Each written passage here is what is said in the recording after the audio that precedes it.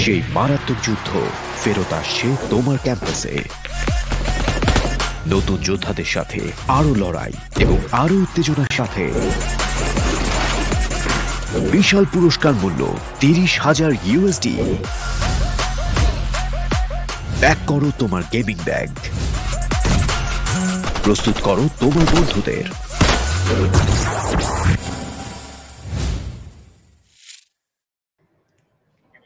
Hello and welcome. Finally, it is time to step into the finals, and it is, of course, PUBG Mobile Campus Championship where we're at for the Bangladesh region. It is a huge thanks to Oppo F19 Pro for making it all happen. I'm going to be, well, your caster, your host, to join on none other than Trooper. And dude, how are you doing? How excited are you for these finals now? Really happy to sit up after the break completely, and I'm really excited. This is the finals, and we were so excited during the semi-final stage, brother. Final it is now, and I can't be more excited for this. We have seen these teams right for the better half of the last month, and now here they are, the finals, the epitome, the last and final step. Who is going to be the crown, the campus championship from the region of Bangladesh? That is what we are here for. Boy, oh boy, and it could not have been a better stage because we've got so many incredible teams trying to fight for the money on the line, which is, of course, going to be $30,000 on the line, which is the entire saga of the prize pool. But of course, that is broken down when you talk about the first place holder on the overall standing. It will be a team that will walk away with 10 grand. Yeesh, that's a lot of money. That's a lot of money, dude. Again, gotta keep in mind, we are talking about campus championship. These lads are just starting their life journey, their saga, their awesomeness, right? But here they are. One of the teams is going to be walking away, Trooper, with the 10 grand in their bank. Definitely, that is a staggering amount at this age when they are going to get it. What an ultimate start it could be for their esports journey. It's an exciting thing to win that kind of an amount at that age, to be honest. But look at that. Not only that, there are other teams. Even $5,000 is by no means a low amount, right? Then at the third place, we have $3,200 that the team is going to get away with. The important thing is $500 for the MVP. Just one lad taking away $500 for himself, being the MVP of the tournament. But that is all going to be decided by this point system, which has been constant for the round of 128, 64, the quarterfinals, the semifinals, and after this now here at the final stage. First place, you get 15 points, second 12, third 10, fourth you get 8, fifth you get 6, 4, 2, 1, 0 for the remaining. 8 to 12 you get 1, 13 to 16 you get none, and the kill points, the all important kill points. We have been talking about this a lot. 1 point per kill, that is it. And I would not like to see teams missing out on those opportunities. Teams that are going to finish in the 13th to 16th or even in the 18th to 12th positionings, I would not like to see them miss out on that opportunity of getting those skill points here. Exactly. With that, having a look at these final teams who are going to be stepping into the arena, into the battlegrounds, it is going to be, of course, we've got Bad Intentions, FutureStation, MARTYRS 1971, XBrothers made it. We also have Phantom. We have Phantom Esports that barely, survived, but were able to clutch that wonderful game for themselves and get themselves, into the top 16. So a lot of interesting teams that we've got here. We've got Mercenaries. No, we do not, sadly. Also talk about teams that I would have loved to have seen, right? Because we do know that there were teams who were trying their level best. There was Envious that initially, when the entire journey started, SEL Envious, that was looking pretty interesting, but sadly have not been able to make it to the top 16. So it was a fierce competition. A lot of teams, brother, to be honest, a lot of teams that we are going to miss out but from the semi-final stage. But yes, that is how the things go. There were only 16 slots and these teams made it, clutched on to the moment. As you said, MARTYRS 1971, Bad Intentions, it looked difficult for them at a point, but they are here now. So we'll see what they do. But the schedule for the day, ladies and gentlemen, it is going to be Erangel, Miramar, Erangel, Sanhok, and back to Erangel. So 3 important Erangel games. So these teams need to make sure that they bag in as much points and they are as good in Erangel. That is going to matter a lot for them, because only just one match in Miramar, one game in Sanhok per day, that is an off map in the context of the scenario right now. So they really need to concentrate on what they are going to do in Erangel.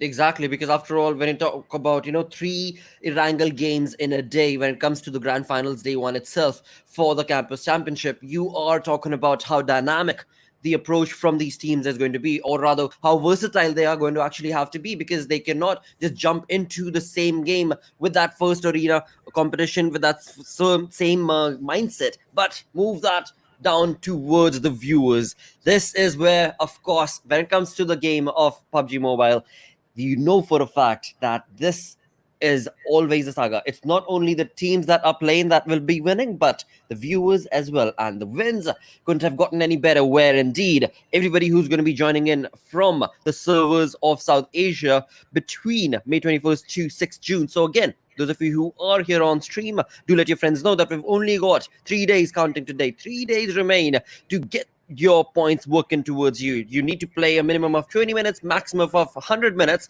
overall, right? And eventually you could be a part of all of these wonderful medals. And even if you do end up collecting all 120 medals, you could walk away with the PMCC frame, which is right there, a permanent thing that you can add on to your collection. Wow, that is an amazing thing, right? Towards that right corner, that has got my complete attention over there. That orange mark over there, permanent written over there, that is what True. I was looking at constantly. PMCC frame, you can get it. You just need to log into the game, make sure that you get all the medals that you can possibly get, and make that frame yours. That has got to be the target for now for you guys. And make sure you enjoy these matches, support your teams who are going to play here. These top 16 teams, they have worked their way here. They've worked really hard. They have proved themselves again and again in different stages of this tournament, and now they are going to be here. Remember, brother, teams like KSX, the way they outshined completely during the semi-final stage. We've heard a lot of myth about them that they do not outshine. I was working with these. I was talking to the Bengali casters, and they told me that they're always good till the semi-final stage, but when it comes to the finals, it's something that happens to them. Whoa. So maybe that Okay. is something we will watch out here. What happens to KSX out here? We'll see what happens. How are they going? Are they going to cancel the, what do you call it? Are they going streak, so to say?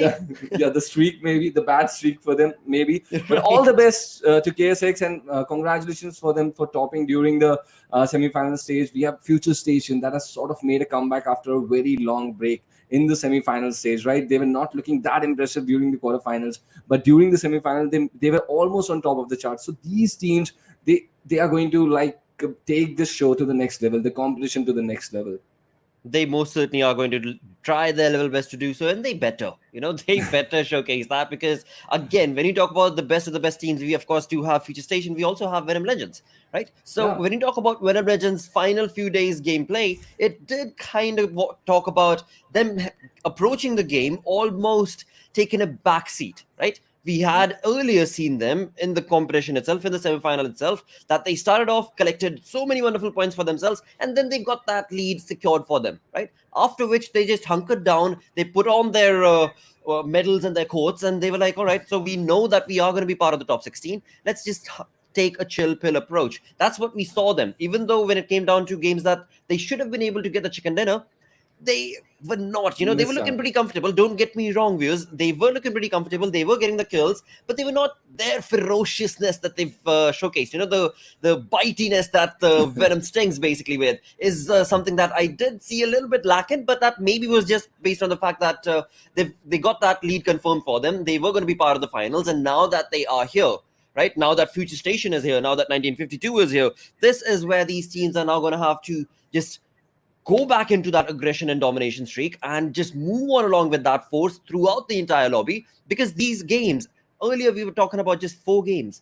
Now we have 5, of which 3 of them are on Erangel. So that does kind of complicate things, because you do know that these are really known teams. Talk about KSX, talk about Venom Legends, talk about A1, talk about 1952.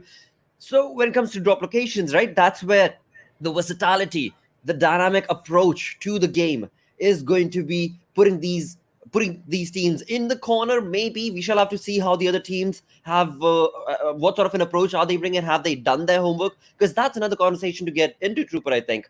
Yes, we have been talking about Venom Legends and all of these, but talking about the other teams, what do you think are they going to be bringing to the table? Because again, XBrothers, just to get started, maybe XBrothers.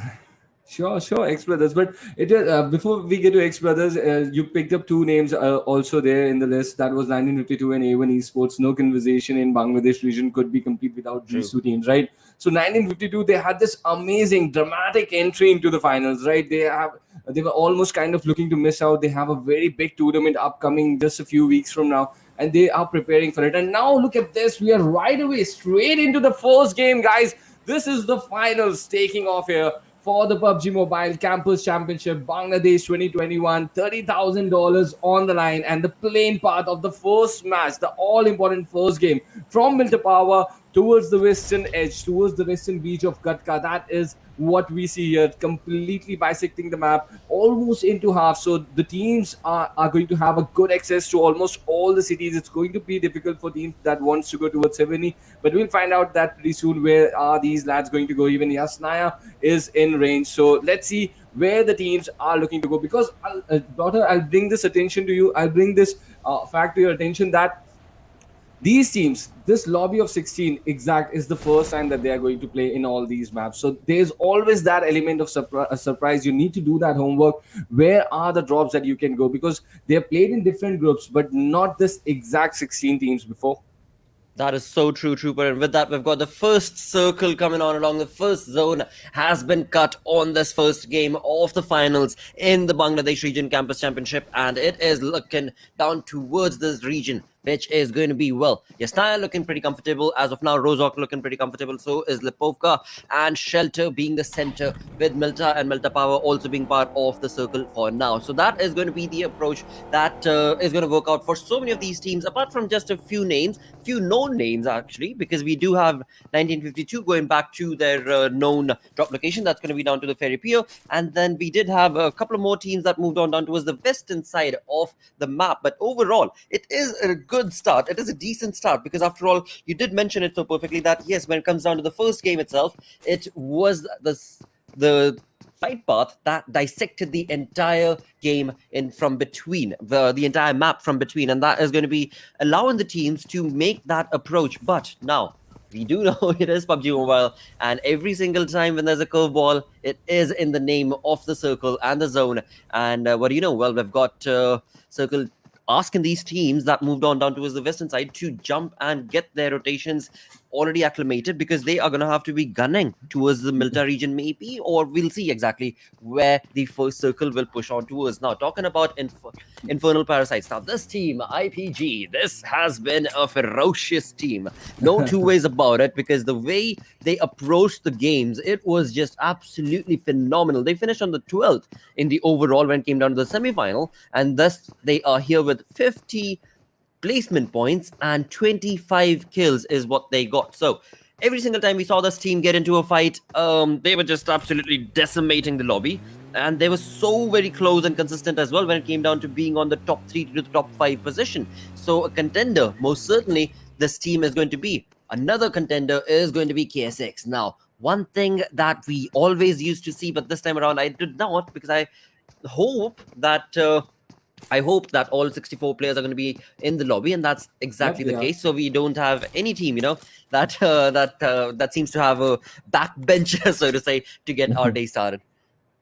Definitely, and all these teams that you already mentioned, brother, they are amazing. But there are a few teams I'd like to mention more, other than KSX, Infernal Parasites. These have been teams that have been impressing us for a lot, for a very good amount of time during the semi-finals. Match after match, they proved themselves. They were looking good, but the slates are clean now completely. Let's see what they're going to do in the finals. But what makes me happy is to see teams like ABCxNBSQ. Matt Cat is here. He's got this opportunity to play these finals. He's been one of the finds of the tournament, and we have teams like Bad Intentions, right? And I was so happy to see them qualify. At one stage, I definitely thought that 84 point is not going to be enough for them to make it to the finals, but it's good for them that 84 was enough. And I think the cutoff was around for XBrothers, it was for 81. So 84 was good enough for both MARTYRS 1971 and Bad Intentions. But Bad Intentions is a team that really needs to come up at this stage.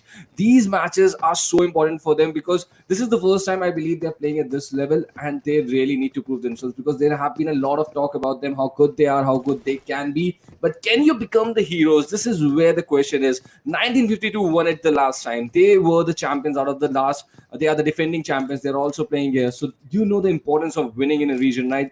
In a region, right? Look at where these lads have gone up to. They're going to play the regional finals of the PMPL pretty soon in the upcoming weeks now. So can we have another winner? Can we have an underdog team that is grinding themselves inside the shadows? And that is the beauty of this competition, this campus championship tournament. All these teams that have been grinding themselves for so long, they get this opportunity to convert their dreams into reality, to convert their esports journey into that big reality that they really want to. So is it possible for a new team to come up? Speaking of this new team, I am really excited how team ABC and NBSQ is going to play. And really, this team is amazing with that special lad Matt Cat out there. That is so true. With 71 kills that they got during the semifinals and 3 chicken dinners to the team. This is again a ferocious team that is part of this lobby. And again, I mean, as you were mentioning, I would like to point out another thing when it came down to Bad Intentions gameplay altogether itself. They are part of this entire lobby. MARTYRS 1971 as well, part of the lobby, but without a chicken dinner. With that, it is none other than ABC's Matt Cat, who is going to be starting the barrage towards NRZ's players, and that was on point. There is a little bit of damage. In fact, of course, when it came down to the buggy itself, I'm 100% certain that the buggy did get a lot of damage through this, and eventually now the entirety of the team of ABCxNBSQ is going to try and push on along towards that compound. If they... No. For now, the game has just begun, and again, they do not really want to get into those early fights from the looks of it. Talking about and Sadiz, they are looking pretty comfortable as they are getting their medkits and healths and everything sorted all along as they move on down towards a compound that seems to be very close to Bots and Pajamas for the moment. But again, for now, all the teams are trying to get their rotations, and these are teams once again that are what do we have here? It is once again none other than ABC's player, and it is Raka on the killing spree with A1 Sinister sadly going down. Who else to be the first blood, ladies and gentlemen? It's going to break a lot of hearts in the region, but it's got to be the perfect start for the PMCC for me, because A1 Esports already, they've lost the first player. Let's see how they're going to come back. Sinister, their all-important Sinister, is out in this opening game. Now it's down to Dante, Jax, and 6ix9ine. How are they going to react to the situation? Caught inside the rotation, ABCxNBSQ gets the first blood, eliminates Sinister out of the game. But no, this team is not going to go down that easily. We know it. The fans for A1 Esports know it. How are they going to come back? The perfect start for a tournament for the fans. A1 Esports, they always come back. They always know how to come back. Let's see if they are going to start it from the word go in this final stage or not. Absolutely. I mean, again, one thing that we ought to talk about is going to be the placement of ABC's players right there. You know, they were right behind that, or rather north of Shelter, I think is where they were when it came down to the placement on the map. But eventually, the way they hunkered down behind that hill, that was so perfect, because there was a road that so many of the teams we did see try and get some rotations through. And then there was a perfect hill that was covered as well, which resulted in them not being able to, or rather them not getting spotted. But with that, it is going to be Venom Legends team that is going to be barraging down the players of XBrothers. Sadly, one player has been sent back into the lobby from the side of XBrothers. In doing so, Venom Legends did end up revealing their position, and NRZ have brought one of their players, one of Venom Legends' players, knocked. But eventually, that's okay, because all the players are together, are very much around, and will be able to get the revival alongside all of this. When you talk about late rotations, move the conversation and move your eyeballs towards Primorsk, where we have TRZ players still chilling in the area, going to be making a really late rotation into this game. Yep, and TRZ, NRZ, these have been two teams really to watch out for as well. TRZ were outstanding during the semi-final stage. NRZ was also performing really good. They made sure they cemented their point earlier. But this late strategy coming from TRZ, we have seen that in the past as well, right, Blotter? This is a team that got 7 chicken out of 10 inside that stage of the quarterfinal that they were playing. So we know that they rotated late. Up till the starting 14 to 15 minutes, the TRZ team is completely absent from the scene. And they know somehow to sneak inside with the 4 players inside the final circle. That has been a strategy for TRZ. So I'm not really surprised with that late rotation in the second zone. But we'll see how is that going to work in this lobby, because it did really work in their favor inside the quarterfinals, but it was not so fruitful during the semi-final stage. So we saw them change their strategy a bit during the semi-final stage. They were sort of taking up some fights in the early mid game as well, but coming at the start of this finals, they are going back to their basics, and that is something what I like from TRZ. They are trying to execute what they know is best for them and what has worked for them in the past. But we'll see if that is going to be the case in this lobby or not. For now, it's not been a silent start to the finals, and I'm really happy to see this from the Bangladesh region, because I remember the early half when the tournament started during the round of 128. Me and all the other casters, we were sort of disappointed with the way the lads were looking to go for a very, very casual approach, and they were not looking to get into any fights. But this has not been the case here inside this game. We have seen people set themselves to cut off rotations. They got one player. We saw ABC get one player from A1 Esports. We have seen people go in early, take in the good compounds at the right time, and now they're trying to control the second circle as well. Absolutely. With that, we do have Venom Legends player right here, Rafith, who is out all a bit too extended, but eventually does get himself back into the safety of the compound, because right there it seemed a bit of a tricky situation as he had ABC in his crosshairs, but right behind his positioning was the players, or still are the players of NRZ. And this is once again that blood triangle, the love triangle that I love to call it, when it comes down to the placement of ABC, Venom, as well as NRZ's players for the moment. Talking about the circle, they are very much in the circle, so now it is only going to be based on the conversation as to who will try and over-aggress, and it is none other than Venom Legends trying to do so. They've already got that one kill, and that was XBrothers player that was knocked and sent back into the lobby, and now Rafith has got his crosshairs moving towards Team IR, another phenomenally ferocious team that we do know of, but they are also in the open, and it is none other than Venoms who are in the center.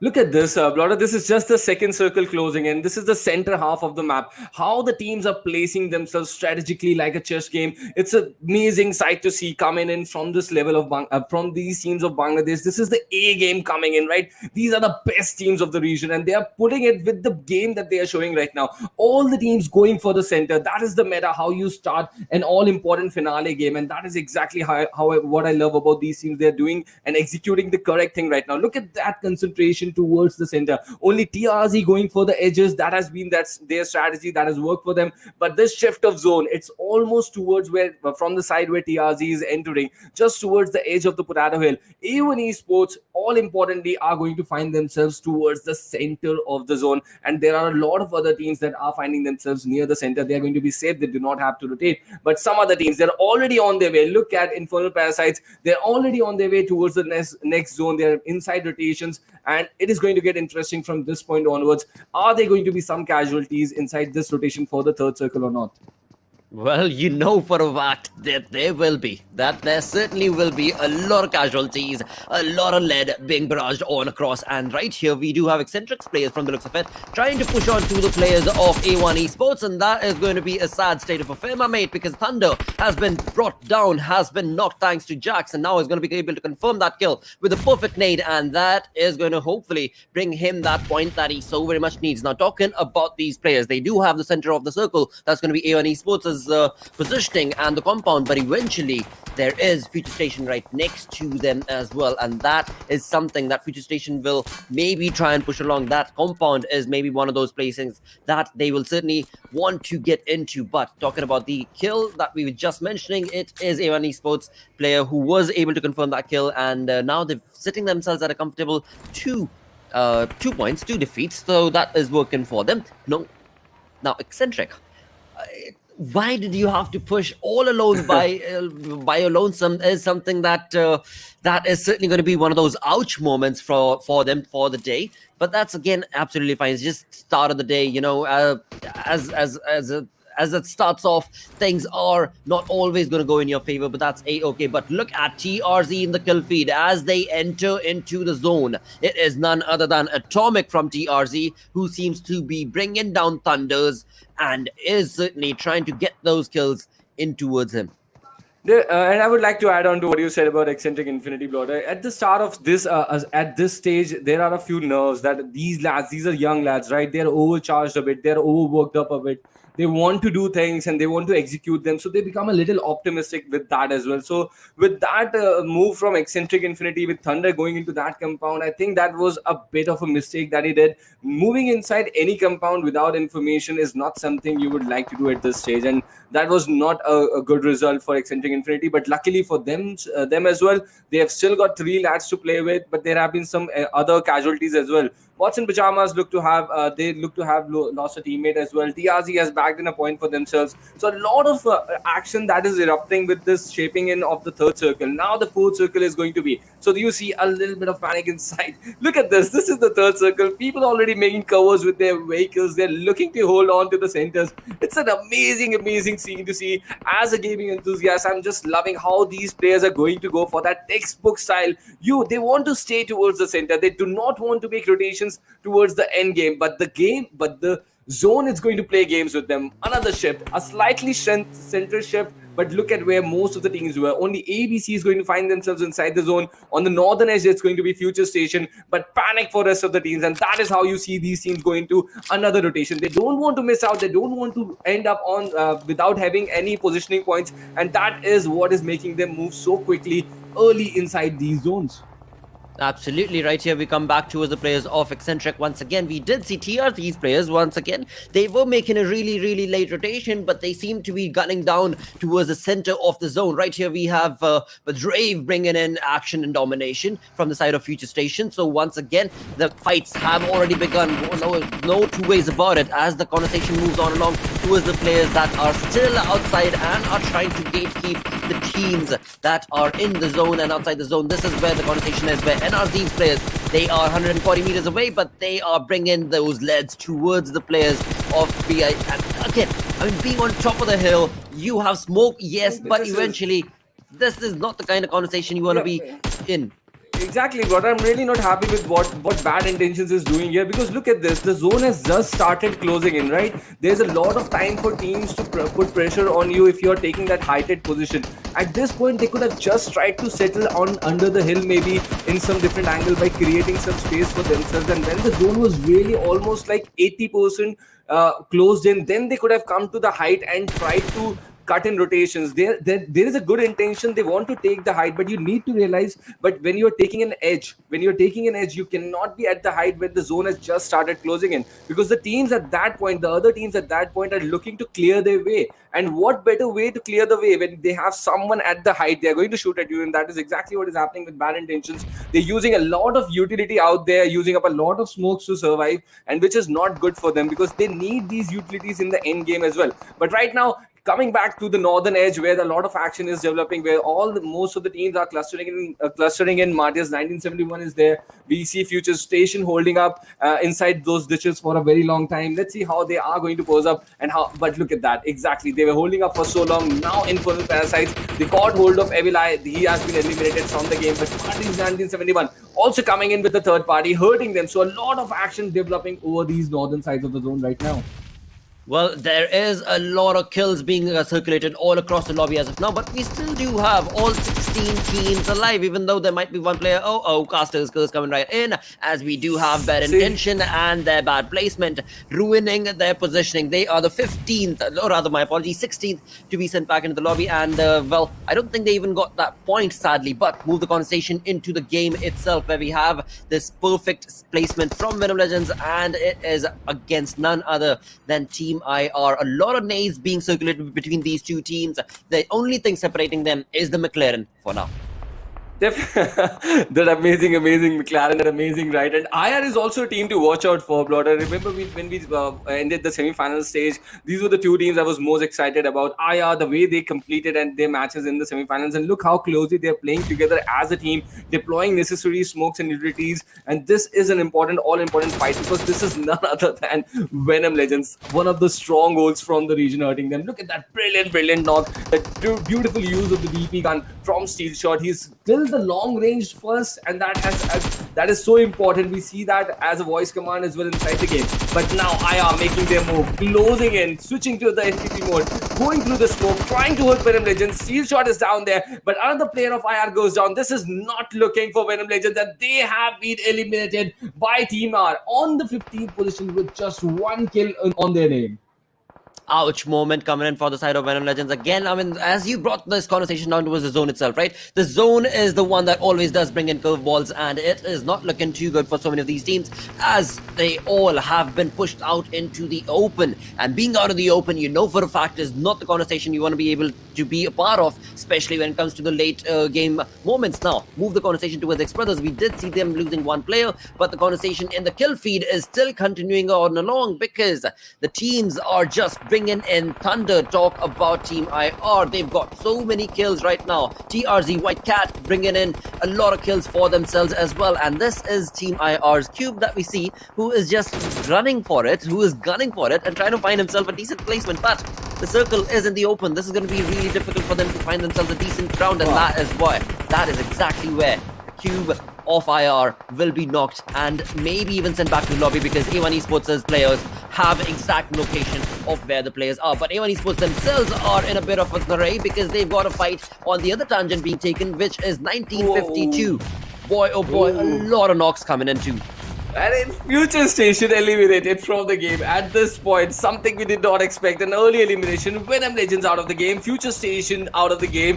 1952 on their knees right now. Tawfiq missing out, but they're putting a very good challenge in front of MARTYRS 1971. This is all happening towards the northwestern edge of the zone right now. So they have a space to play with, but not a big amount of cover to play. So that is going to be difficult, because teams like A1 Esports, they're enjoying some concrete cover. It's a very good sign for them in this game. But for how long? That is going to be my question. Is that compound going to keep them going to keep them in cover in the end zone as well? That is going to be the problem. We've got Exentric Infinity, who are looking to make some damage here, sitting out in the open.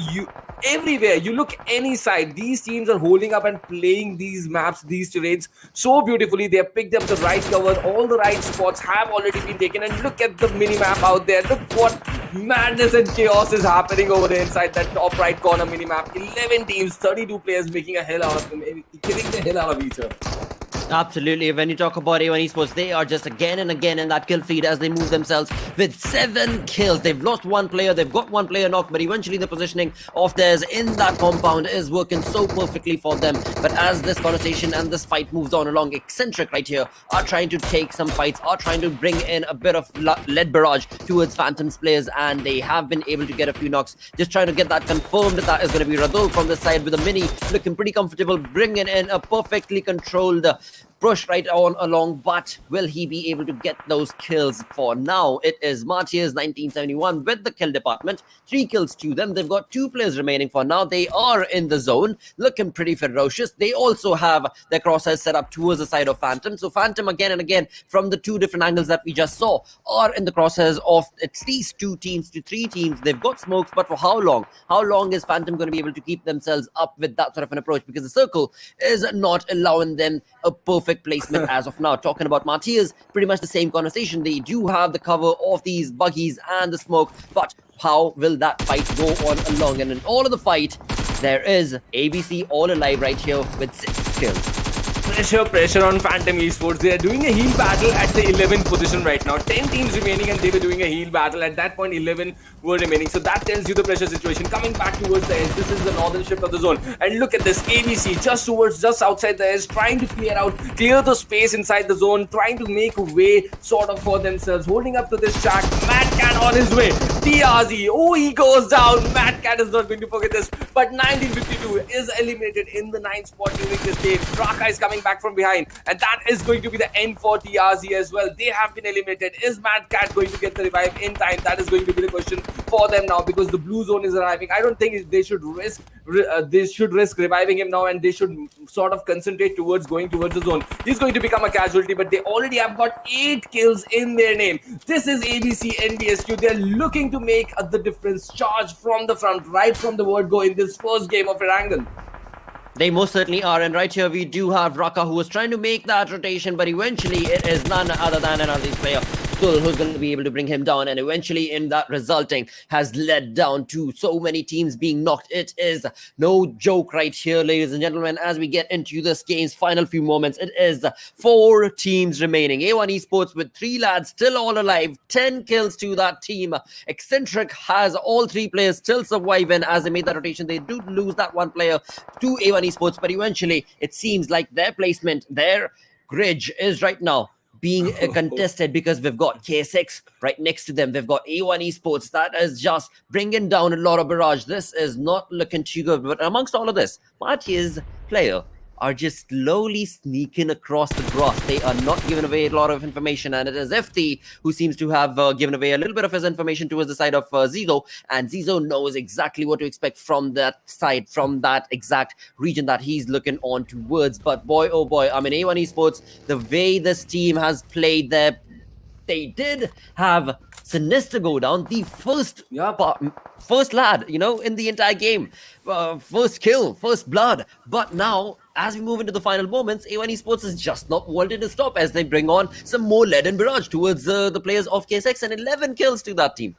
Maybe the first question that I ask is A1 Esports going to start making going to make the comeback right from the word go? The answer is yes. The compound has been the key for them, but now they got to move out of the compound. But they are doing it beautifully as well, taking down KSX in the process. The last kill going to Jax. That is going to be the 12th kill for A1 Esports. So it's going to be a perfect start for A1 Esports. How they've got started this campaign inside the finale of this campus championship. MARTYRS 1971. They have enjoyed this shift of the zone for a very long time. They're inside the top 3. They're going to absolutely love it. But now Exentric Infinity sort of reviving themselves behind that single smoke. I don't think that they are in a very good position, but A1 Esports, it's just like they are holding on to with their claws right now. They want to grab this chicken right in this first game inside Erangel. That tells you how they are looking to set up the tone, the pace for this entire finale of this campus championship. A1 Esports, they are looking favorite right now to get this first chicken. Absolutely, they're looking pretty comfortable as we do move on towards the moments where all the players seem to be running out of their utilities. Not a lot of smoke being utilized from the teams that are remaining apart from A1 Esports, but bring that conversation towards, players individually. We've got Jax with 5 kills looking pretty comfortable. You've got Dante, 6ix9ine boy, who have all just been phenomenally ferocious to be able to get these many kills. A 3-man army is what we are starting off with right here, because Sinister was lost really early into this game. But now exactly conversation that will be brought down to is who will try and approach, because this is going to be the 8th zone that we've got 30 seconds, and then all these teams are going to have to push on against each other. It is just the ridge that is separating A1 Esports and the other teams from getting into a straight on lead barrage. But eventually the conversation is which team will decide to give that information away. Of course, as of now, when you talk about placements, there are a few rocks that can help C-Wine. But again, Dante has a flank angle, so does Raul, which could make it an interesting fight between Exentric and A1 Esports as Dante and 6ix9ine. But eventually, when you talk about Jax, he's a bit on the other side altogether. So it's going to be him taking on the players of MARTYRS. But MARTYRS have a cover of only the buggy. There's nothing else to cover their placement. As they move on along, as they slowly sneak their way in, it is going to be a bit of a tricky situation for MARTYRS to be the second team. Let's see. This is turning into, well, not necessarily a stalemate, but oh boy, this is turning into a good fight, a good start to the finals. Really good energy from these. Actually, I think, Blotter, this is the silence before the storm, and there was a storm earlier as well, right? Teams coming in from the southern side, ABCxNBSQ getting 12 kills. From the northern side, A1 Esports getting 13 kills out here. They've made it to the final circle now. They are all silent because they've created some breathing space for themselves. All these lads, everyone is prone in the final circle. All these 7 lads.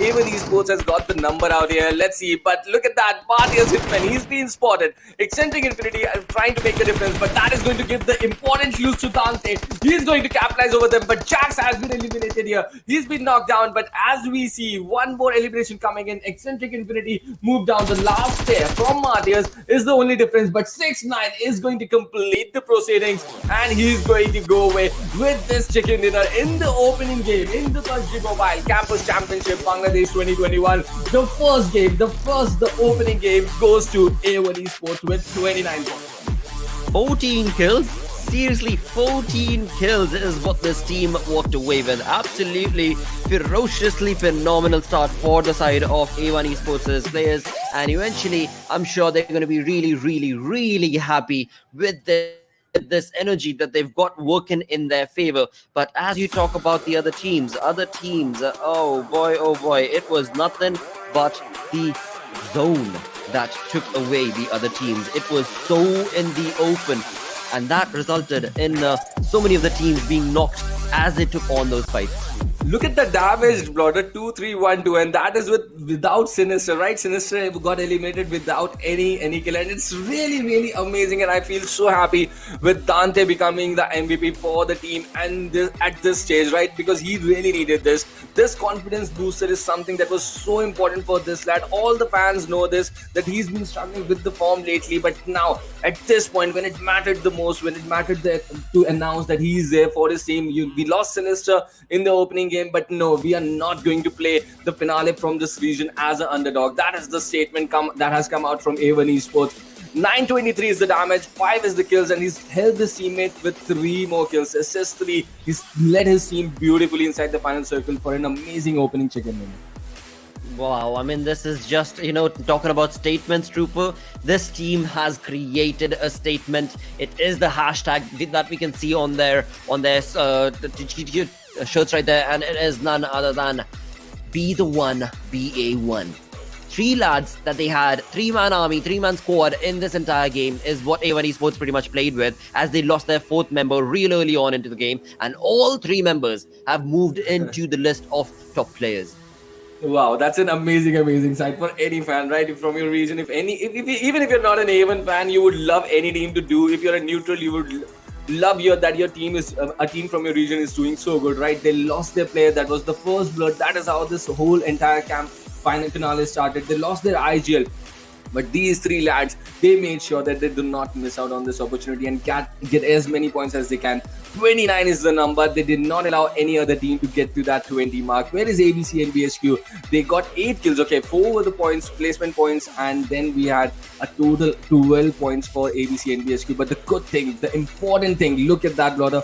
6 kills already inside double digit. That is what I mean. These lads are putting up a show. And it's going to be a very difficult for A1 Esports to hold on to that first spot. We'll see what is the challenge they are going to get. But all these teams have showcased a brilliant opening game.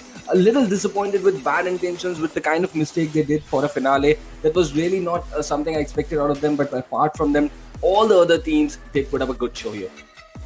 Most certainly did. I mean, you talk about the plays coming in. This again is just the first game. So we have to keep in mind that this being the first game altogether itself is certainly a dominating game that we were a part of, and it was all thanks to A1 Esports' domination that led us through this game. But let's not only talk about A1 Esports, we also had other teams that did play phenomenally well. We had Venom Legends trying to hold their fort for quite some time. We had, of course, 1952's players who did try and take on a fight, but eventually, again, the conversation goes down towards, you're 23-24 minutes in. You were looking at 10 teams pretty much alive at that point in time, and the circle had pushed all of them into the open. Yep, definitely. It really pushed them all into the open. No actual concrete cover there for the lads to play with. The Oppo F19 Pro moments showed everything else. And the team card, the favorite team from the region out here on top. Look at this. A 6-9 with his tally goes on to 17 kills. Dante's got 20 kills in his name now. Jax has got 20 and Sinister with 20 kills. Amazing performance coming in from them all as a team. They lost Sinister in this opening game early, but these 3 lads really made sure that they made a statement out here and get this opening chicken. A1 Esports with the chicken, I am absolutely sure the fans for A1 Esports, they're going to absolutely love it.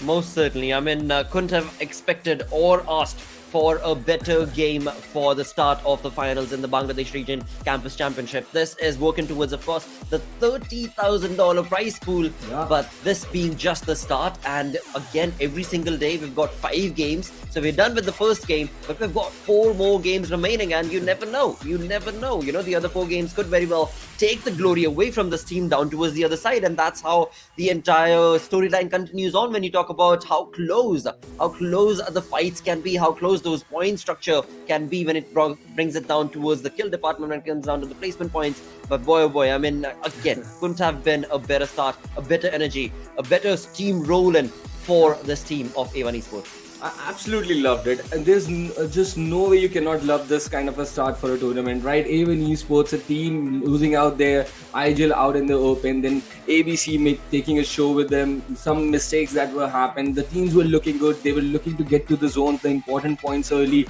Everyone was trying to do their bit, trying to do it exciting at their level. And with A1 Esports using that concrete cover beautifully, they did not allow Exentric Infinity to come in and converted this game into an amazing chicken dinner for themselves. Well, boy, oh boy, this was a good start. With that, we do have first game done, boys and girls. We are going to go on a very, very short break. Stick around, because after this is going to be match number 2. Are you keeping it real? I'm calling shotgun, wanna see my baby run. Oh, what's the word on the sea? Kicking up the dust, if you know what I mean. We got a good thing going. We got a good thing going on. PUBG Mobile, Godzilla vs. Kong, all new collaboration, live now. In the latest version of PUBG Mobile, players may encounter titans during a match, just like in the movies. Let's learn more about the all-new game modes, shall we? Titan Strikes. The Titan Strikes mode introduces 3 titans to Erangel, Sanhok, and Livik. Godzilla and Kong move along designated routes across the map. Players can chase after them in vehicles, but if you get too close, you'll be knocked down and take damage. When Titans get ready to unleash a heat ray, the system will prompt players to leave the red zone marked on the minimap. Players equipped with high-level armor receive reduced damage from the heat ray. Titans will absorb energy which emanates gradually from the earth.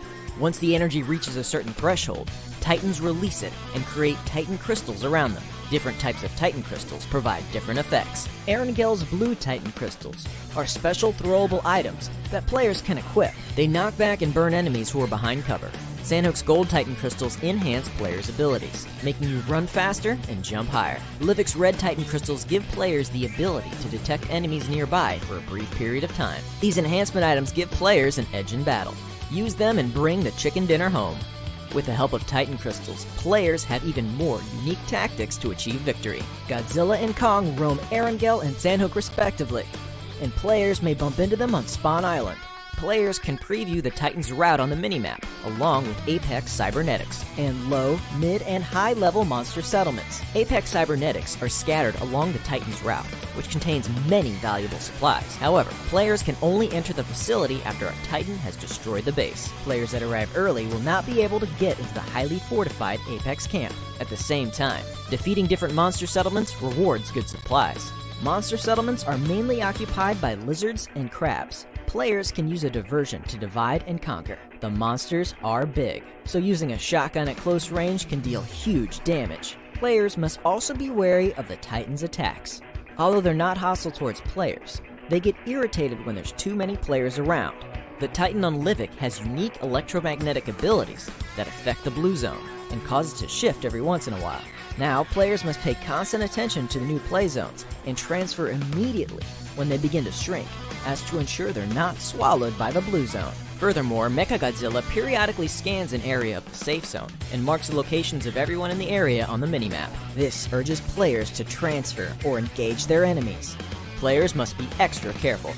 The Titan Strikes game mode is based on Battle Royale. Players must strive to be the last one standing amidst battling other players and Titans. With the addition of Titans, players are ready to witness their majesty and get their hands on the mysterious Titan crystals. Enjoy the all-new Titan Strikes and experience the earth-shattering might of the Titans.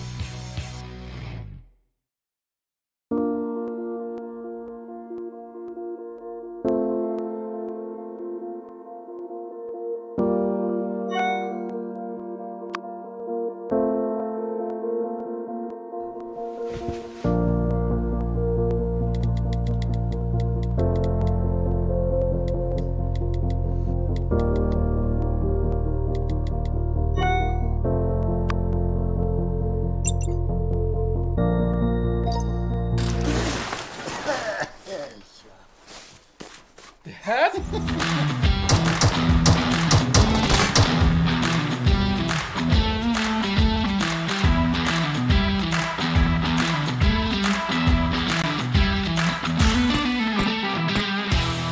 Yeah, we got it, we did it! I know you'll be there for me. I'll always be here.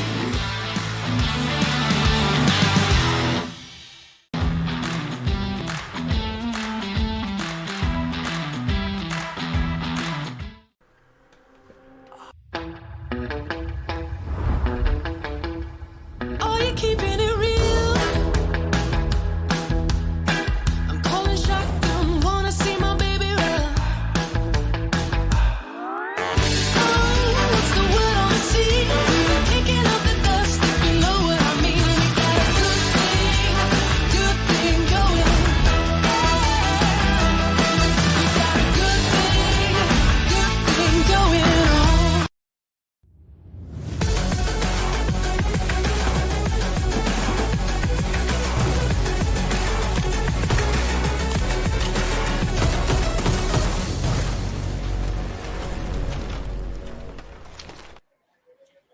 Hello and welcome to PUBG Mobile Campus Championship Bangladesh region. This is all thanks to Oppo F19 Pro, and of course we're done with the semi-finals. This is the finals that we step into. $30,000 on the line. First game done on day number 1. We've got 4 more games remain. Trooper, the excitement, awesomeness is just on to another parallel. But along with which, now as we move into Miramar, I think it is going to slow down. Do you think so? I don't know. Maybe in the early 10 minutes, I think, brother, it might just slow down, but that can only be a possibility. Look at this. We do not have any time on our hands. Already the playing path for Miramar is in front of us. The important thing, ladies and gentlemen, this is the first time that this lobby is going to drop inside Miramar. This exact 16 teams is going to drop inside Miramar for the first time. So that might just bring in some early altercations, some early drop challenges that we might see. But apart from that, in Miramar, it's always that terrain that we watch inside the early 10 minutes. Let's see what it is going to be in this game, because you never know what to expect from this championship Bangladesh, right? They can surprise you at just any point. When you think there's nothing happening, what an opening game we got in finale, and just so excited after that. Absolutely. I mean, that is what is unexpected, and that results in such amazing moments throughout the game, right? And that is just what makes it entertaining and interesting for us to be a part of. Now, I'm talking about the teams themselves. They find themselves all across the map pretty much for the moment. We look on towards the northern side or towards Tor Ahmed. We do have BIP calling themselves their own region. Move that conversation a bit south of that location towards Cruz del El. We do have Team IR, and slowly and steadily as we bring ourselves down to the center of the zone itself, which has just been drawn, it is going to be Picado, Los Leones. That is looking pretty comfortable for so many of these teams. And also, again, talking about the placement of these teams on the map for now, they are all looking pretty comfortable based on the circle. But that is also a crazy thing, because they are all pretty much in the circle. That means we are probably once again going to get into some early skirmishes. True. Definitely, that is something on that is a possibility over here. But we can see FutureStation right now. They are trying to go out of the zone. They might be just heading towards the city of El Pozo. That is what it looks like. But they've got some challenge on their hand, a hurdle to pass through. Venom Legends right in front of them. So let's see. But luckily there has been no early problem for either of the team. These are both big names from the region. They're going to move. FutureStation is going to move ahead for now for that early loot. But as we noticed, brother, as you mentioned, look at this. FutureStation, they find someone else. This is bad intentions, and they are trying to get away from the situation. But no, that is not going to be the thing. 2 kills, 2 points for FutureStation. Bad intentions. Lost it completely. They should have got away from the team in the vicinity, but they could not. They could not manage to. That rush, that important decision to get that vehicle inside before getting a vehicle has hurt them pretty badly over here. Absolutely, and it was certainly shared between the lads of FutureStation and Bad Intention. In the previous game, it was FutureStation that walked away with 0 kills. Sadly, this time around, they're starting off the saga looking pretty comfortable for themselves with only 3 minutes into the game. This team is looking pretty ferocious. I mean, thankfully they made that rotation, right? Because we did see Steel Shot from Venom Legends did try and bring in a little bit of barrage of that lead towards the players of FutureStation as they were looking pretty close there. But again, good on FutureStation's players to have made that rotation, because that resulted in them walking into another fight, a perfect fight, and Bad Intentions' sad state of affair once again. Right off the bat, they've lost 2 players. We had Cooper in the bit of the vicinity, but he could do nothing. Also talking about the other players that Bad Intention just lost, it was looking so sad as FutureStation rushed on along behind them, right? On the buggy, it was Evil Eye, and it was like, they are just chilling. They're just sitting and let them go. But no. It was, of course, Evil Eye who was just bringing down that lead. And one after the other, the players of Bad Intention just fell apart. And, well, beautiful turn of events right here. But talking about turn of points and events, it is this team of FutureStation that is 500 meters away for now from when it comes to the safety of the zone. And so maybe as they get their loot acclimated, they should also start working towards getting themselves into the zone and into a better placement when it comes to the entire circle.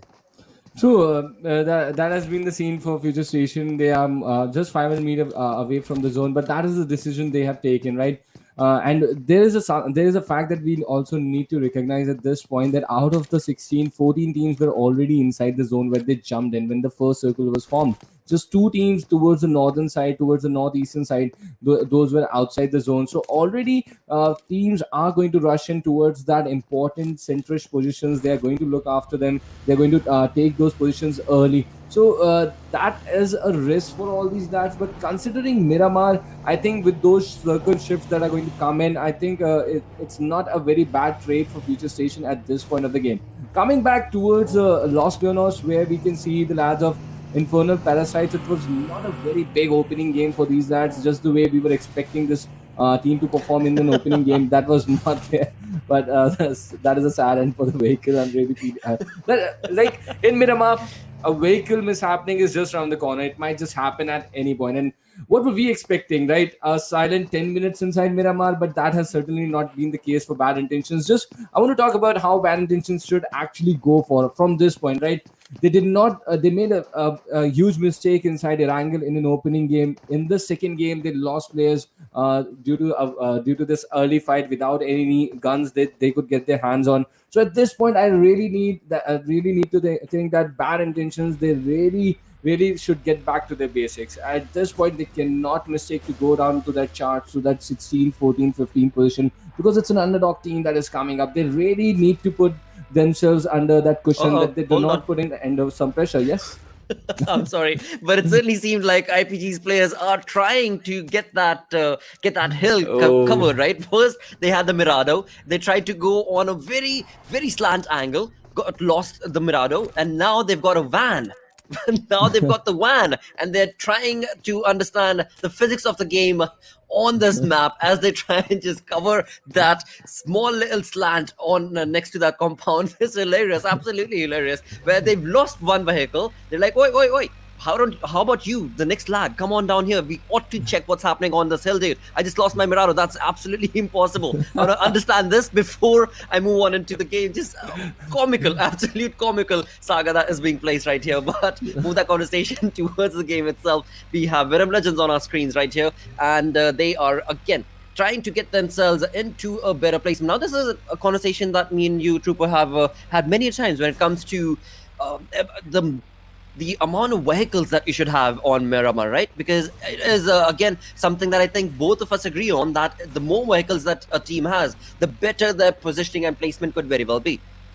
The answer is 4. Like, if you are going, if a team is present, they should have 4 vehicles in Miramar, because as I said earlier as well, any vehicle mishappening in Miramar is just around the corner, right, brother? So if you, in case there's a vehicle mishappening, you can always get access to that your teammate's vehicle. You guys can move ahead together, and that is very, very important. Because think of it, if you have got just two vehicles that you are starting your journey with or your rotation with, and you lose one, the entire squad ends up being inside a single vehicle.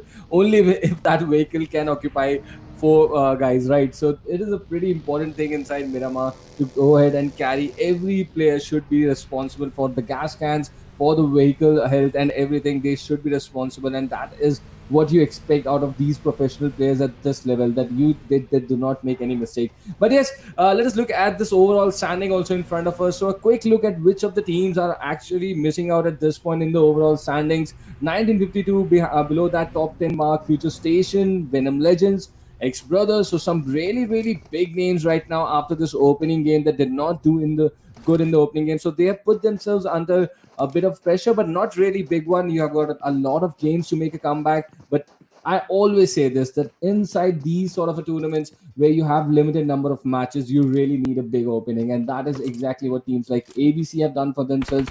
And even Esports has sort of written a perfect script for the start of this finale. Absolutely, as we just saw, we do have the map on our screens, and Martyrs were trying to make a rotation, but sadly they have been sent back into the lobby, or rather one of their players has certainly been sent back into the lobby, and it was, I think, none other than Hitman who was brought down right there, south of Hacienda del Patron. But talking about the circle itself, we do have FutureStation again getting themselves into the center, trying to get themselves into the center of the zone, but they are a bit spread out. Like you talk about Kapshi, who is so far out from Machine, and then Badrev and the other lad are so close. So what is the approach there? What exactly is the trajectory that they're trying to approach this game in towards? Because talk about the center, we do have 1952's players, we have A1 Esports' players, as well as IPG. And it is Phantom on our screens as we move the conversation towards the edge of the zone.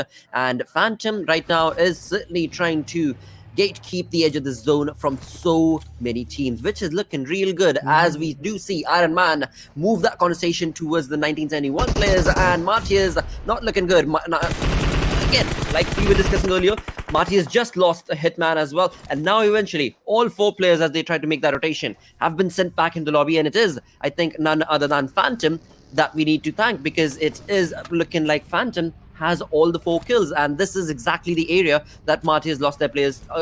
So eventually, Phantom off to a decent start from this game. They were 9th in the previous game with 2 kills and 1 placement point, but this time around, perfect start to their play. Just second zone, 11 minutes in, and they've already got 4 kills. Yeah, but that is exactly the kind of start Phantom Esports needed in this Miramar game, and we were expecting not a lot to happen till the 10-minute mark, but still 2 players were eliminated from bad intentions. But as soon as we have crossed the 10-minute mark, we have got a fight here in Miramar. So that is the ideal situation for any A game that I would believe here, and this is a beautiful, beautiful way to go for Phantom Esports as well. 4 kills, just without losing any players, 4 vehicles with them. Perfect sort of start for them. Look at that. They're leaving behind first aids. They're leaving behind the 3-time scopes. So that tells you what sort of a loot that they are going to carry, what sort of a confidence that they are going to carry into the later stages of this game.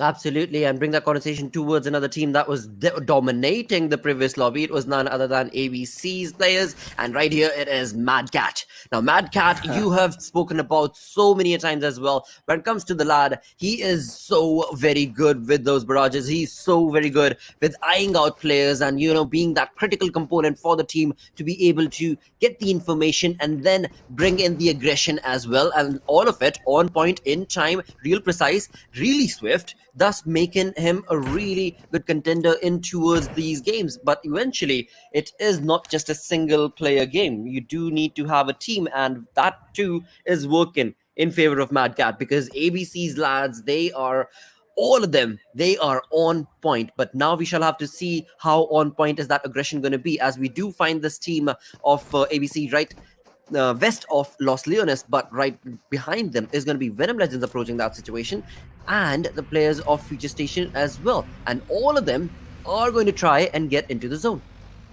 Yep, and that is the situation. The shift of the zone is going to pose a lot of problems for most of the teams, right? 9 in 52, they are going to find themselves inside the zone. A1 Esports sitting beautifully, but still they're going to move ahead for this rotation. They're going to place themselves even better, and that is exactly the kind of thing I would expect from A1 Esports to do. But coming back to that conversation regarding Mad Cat, I'm really honestly very impressed the way this guy played inside the campus championship at the semi-final level or at the round of 64 level.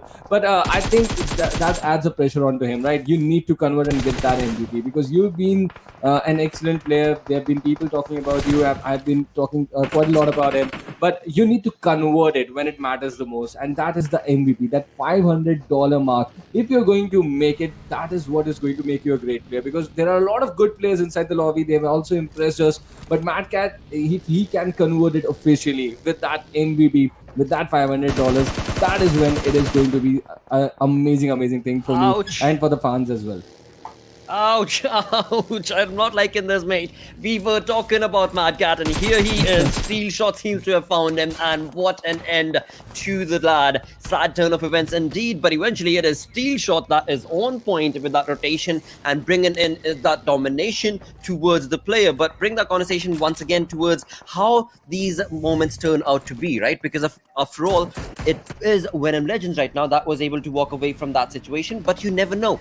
They've got those 2 points, but they've also given away the information towards the players of KSX. KSX know exactly what crevice to look forward to find this snake, and this is something that could sting back Venom Legends. But right now, they're on a spree, and they are bringing down the players of ABC. It is thanks to Venom Legends and A1 Esports' combined efforts, and it is, sadly, ABCxNBSQ that will be sent back into the lobby. The textbook example of Caster's curse running out here, not only for Mad Cat, it has been extended till the entire team of ABCxNBSQ. But not to worry for them, they're a really good team. They did a decent job inside their Erangel game. Miramar, they missed out, so they really need to focus now on the remaining games, not think a lot about the remaining 3 games for the day. They've got to do the homework later on after they finish the matches. But for now, I think the team of ABCxNBSQ got to focus on the remaining 3 games. But we'll focus on the remaining teams here. 13 teams still part of this action. KSX looking to make some damage, holding on to the western heights of this existing zone. Look at this. The third zone is closing in, and that is when they are holding up at the topmost point. So they've spotted Venom Legends for quite some time, but this zone, look at this. It has shifted completely from this area. So both KSX and Venom Legends, look at that sense of urgency in these lads to go for that next rotation. That is exactly what I'm loving about how this entire lobby is playing at this point. They're not looking to make mistakes, but they are surprisingly losing vehicles at a drastic rate. Oh, yeah. KSX, they find themselves in a bit of a tricky situation, and it is going to be none other than the players of Venom Legends who have made a rotation perfectly. I mean, that is the backsting approach that Venom Legends bring to the table. You know, when it comes to their rotation, when it comes to their placement, it is just phenomenal play coming in. A SWAT awesome play coming in because they left their vehicles there. They did not let KSX's players know, but what a perfect flank. And this has now resulted in this team walking away with that kill, and all 4 members still alive as they try and find the remaining members of KSX's army. But now, this is going to be interesting because we do have these 2 teams right next to each other making a lot of sound, but is there going to be any other team is what I want to see, because when you talk about the teams that are outside the zone, we have 4 teams outside the zone. Team IR, Team IPG, Team Bots and Pajamas, and these teams, are they anywhere near is what I would like to see, but let's move on along for the moment, as we do have Venom Legends getting themselves into the cover of this compound and also on top of a small little hill, and it is KSX's players who are going to be below them. But talking about the kill feed, there are a lot of kills taking place. Team IR and Exentric in a different part of the map taking on each other. This is where the things get difficult, right? The 4th circle is going to close in a lot of positions. The teams are looking to check whether that is going to be inside the zone or not. For now, Venom Legends have a good compound to play with, but they've got good players near themselves, right? FutureStation and KSX. I believe only one team is going to get out of that situation. We'll find out that pretty soon. But shots flowing in from each direction here. Team IR getting some shots here. They have teams on below them. They have teams holding up the ridges on top of them. So it's going to be a difficult decision for holding on to them on these slopes because there's not a lot of cover that they've got to play with. Even Esports, they're looking stationed beautifully at this point. We'll see if they can like sort of make an impact in this game as well. But for now, they've only got 1 kill against their name. Look at XBrothers also. They've got IR so close to themselves. NRZ Esports finding themselves out in the open. So once again, the terrain, the landscape coming into the action. Not a lot of teams enjoying the concrete cover. Not a lot of teams enjoying that cover inside. But that is the case for Exentric Infinity. It was the same for A1 Esports in the last game. So let's see if they're going to end up inside these concrete covers, inside the 6th or the 7th zone when it is going to matter the most. Absolutely. For now, we have 13 teams alive, 19 minutes rather into the game. We are looking at a lot of kills being distributed amongst the entirety of the lobby for the moment. But as those kills will bring on along, we do have a lot of teams in this area, at least, that are so very caught out. Because yes, A1 Esports' placement is just perfect, as they call themselves King of the Hill. But there is Team IR, there's Team NRZ, there's Exentric, who were looking A-OK right now as they were trying to bring in some points in the name of the kills, but eventually there's Phantom right behind them as well. So a really tricky situation, a precarious situation that these teams find themselves in as of now. But XBrothers, I'm liking the fact that XBrothers is also in the same area, but they have completely gotten themselves on the other side of the hill, not letting any team know that yep, we are here as well.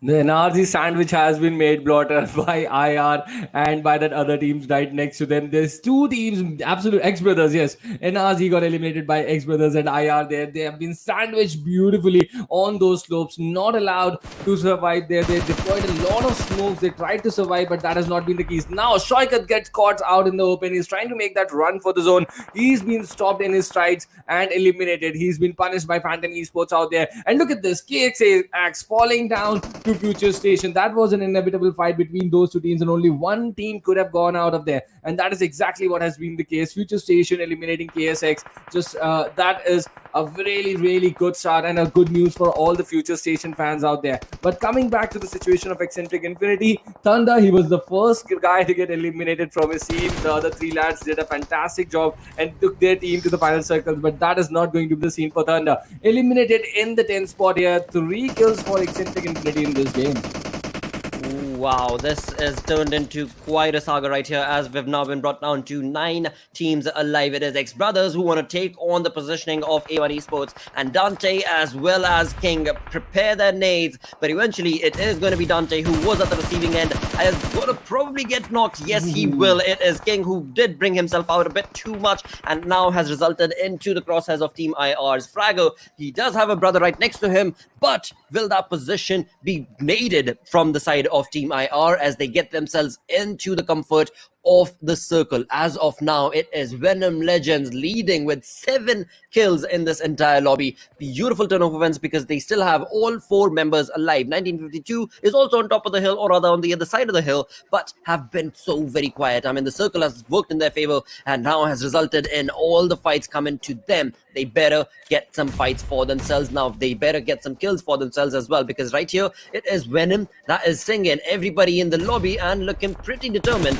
to be able to get as close as they possibly can to the top of that position that right now is A1 Esports. And we need to really understand that there's a lot of bots in pajamas as well. Just one single guy surviving in that vicinity as well. So there might be some impact that he can bring into the game. Demo, you can see in the backdrop, he's surviving out there. He's also on that height with A1 Esports is right now. But now, Venom Legends trying to make that move. They've been caught out here. But Rafa, he tried to really take the shift towards his team. But that has not been the case. He's been pulled down there by TRZ. Whitecat making sure that he was there for his team when it needed the most. Mamba getting some important kills, and it was Mamba who got Rafat out there. I think he got at least 3 kills over Venom Legends at this point. This was an amazing thing for the lad out there to do it against a team like Venom Legends. But now let's see how far TRZ is going to go ahead in this game. He's been amazing player to watch out for during the semi-final stage. Now he's impressing us inside this final game as well. Miramar is the game that TRZ might just take away at this position. Look at they've still got only 2 players remaining. They might just miss out on the numbers, but 7 kills. They are leading the charts in the kill points for now.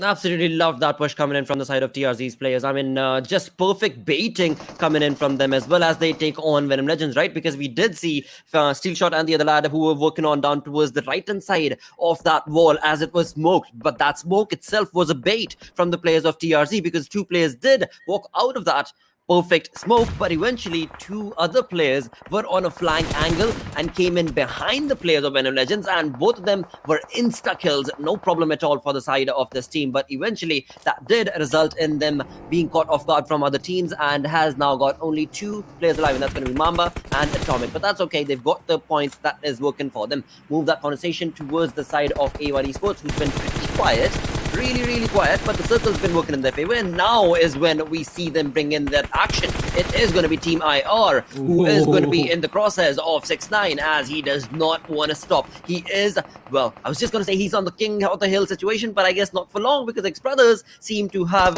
extended themselves and are going to be chiming in along. Yeah, XBrothers did get the better out of them at that position, but so did 1952. They got the 2 kills of TRZ as this fight was going on here. And now 1952 going up against even Esports. Sinister is not out there. Those two big guns, the Goliaths from the region, going up against each other. 1952 versus Avon Esports. Let's see what is going to happen here. Dante holding on to an angle. I can see Avon Esports has got 3 players that has got the green tick already against their name in the live standing. But 1952 have got all the 4 players, so it's a 4v3 situation. Magnet holding up onto these cylindrical tops right now. Let's see what sort of an impact is this guy going to make, because he's already got 2 kills against his name. 6ix9ine, he might just be on the receiving end. Ow! But he gets away from the point where that nade landed. But now Magnet is coming up with an all big nade. Did you see that? The nade dropping right and bouncing off Magnet's head, and he got a 6ix9ine with his nade. That is amazing work from the observers out there. I'm just absolutely loving this contest between Avon Esports and 1952. Well, this was needed. This certainly was needed. A fight that was so close. I mean, when it comes down to the vicinity of these two teams, it is just absolutely beautiful turnover wins. But look at IPG. They are right around the corner. They are looking at all of this death wall that is being created. But eventually, they are just keeping themselves cool because they want the other teams to take themselves out, because now we only have 5 teams remaining. We are in the 6th zone, moving on down towards the 7th. In the next 20 seconds, make that 15 even, because now, as we get down to the circle itself, A1, 1952, as well as IPG are going to have to leave this area and rush towards the other side where XBrothers are from the looks of it. And that is where it could maybe be a bit of a different affair. Maybe it might just be XBrothers if they play their cards right. They are a 3-man army. It is not going to be an easy one, but come on, King. If you're going to be overextending yourself like that, probably not the conversation. I do not want to continue this. Let's see what is going to happen. But for now, look at that. In the backdrop, we have Phantom Esports, Shuvo out there. He's doing the heal battle at this point, and let's see what is he going to do. How far can he take away his team? The 5 team still fighting in the circle right now. Avon Esports, for now, they've got 3 players. IPG Marshall goes down to the play zone. So not a lot of good happening for Phantom Esports and IPG. Infernal Parasites at this point. Shubo eventually falls down to entry. So that is a point that goes to 1952. I would like to remind you that they did not do significantly good inside the opening game. But now they are changing the things for themselves. Eliminating Phantom Esports, eliminating Infernal Parasites. But Magnet jumping down. His football skills did push away, did head away the nade. But his jumping skills right into the players of Avon Esports is not what was needed at this point. 1952 against XBrothers. That is going to be the scenario at this point when Avon Esports has been eliminated by 1952. Oh, yeah. This is an interesting turn of events indeed. We've only got 2 teams remaining right here. 1952's entry has found himself on top of that, along with SharpX from the looks of it, and it is XBrothers who are not able to get those audio cues right. King is overextending once again. King wants to get the information and finally understands that the players that they have been listening, the barrage that they had been showcasing was on the wrong side. It was on top of you. And with that, it is none other than 1952's players who walk away with this chicken dinner. A perfect turn of events, a beautiful gameplay coming in from this team with 11 total kills. XBrothers, not that far behind. They did get that placement point. They did get themselves on the 2nd position. So that worked out really neat for themselves. But But yeah, I mean, it's just the experience. It's just the experience that stood out over the overall. And 26 points to this team overall, 1952. Ooh, defending champions coming into action, right? What better thing? A1 Esports in the first game, 1952 in the second. What are we heading towards? Who is going to be the champion of PMCC 2021 Bangladesh? And it's an amazing, perfect start for the day number one. First game goes to A1 Esports. 1952 is like, wait guys, what is happening here? We are also here in for a show, and that is exactly what they have delivered. An 11 kill chicken in this game. Hashtag 2 in the overall ranking. Thanks to A1 Esports. Once again, top finish here. A top 3 finish that came in from them. But the MVP goes to Magnet for those amazing football heading skills that he showed us here over the net, and those 6 kills that he got. I'm just kidding. 908 damage for Magnet, and that's exactly what was expected out of this lad. Absolutely. I mean, Magnet certainly was the one who was attracting so much of aggression from the side of A1 Esports that we saw, because he was the one who was giving away the audio cues, who was roaming around on top of that fuel barrage. But eventually, again, I mean, he did get those kills as well, right? He did walk into those fights, but eventually walked out with a lot of kills, with 6 kills as he just mentioned, and 1 assist, and confirming 908 damage in 25 minutes of his gameplay. So beautiful turnover wins for the lad. But overall, 1952 played their cards right. So did A1 Esports, no two ways about it. It was an interesting question when A1 Esports were a bit too quiet on top of that hill when we saw Team IR, Exentric, Phantom, so many of those teams that were taking on each other. It was A1 Esports who was on top of that hill but did not want to step into the fight, which is what has led them into this placement overall. But now, top players where we have 1952's Magnet, we've got IPG Dictator right there. We saw that lad keeping really sneaky positioning and quiet as A1 Esports and 1952 took on the fight. TRZ's Mamba was right there, as well as Team IR.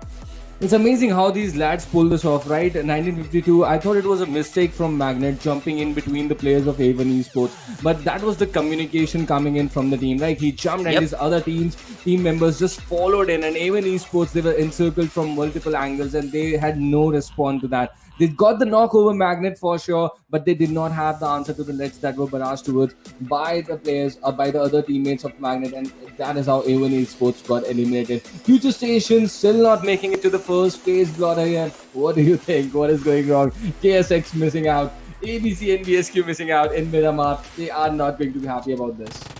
Exactly. With that, talking about FutureStation itself, that is the team as we go on down towards the Oppo F19 Pro moments that will be on our screens. They did start off a really good fight for themselves. They walked away with 4 kills overall in this game, so decent turnover wins for FutureStation.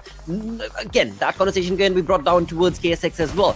There are going to be some games that will work in your favor and some games that will not. Now, this is what I love. The approach coming in from TRZ players, as we saw Ruffet and the other lad, try and take on the players of TRZ. There was a completely beautiful created flank from TRZ's players. Atomic, I think it was, that resulted in that perfect walk away and eliminating Venom Legends. But now we have 1952 taken the reins of this fight with 11 kills, and that has resulted in them being on the 2nd position. The A1 Esports, though, I mean, they're still there. They are still there.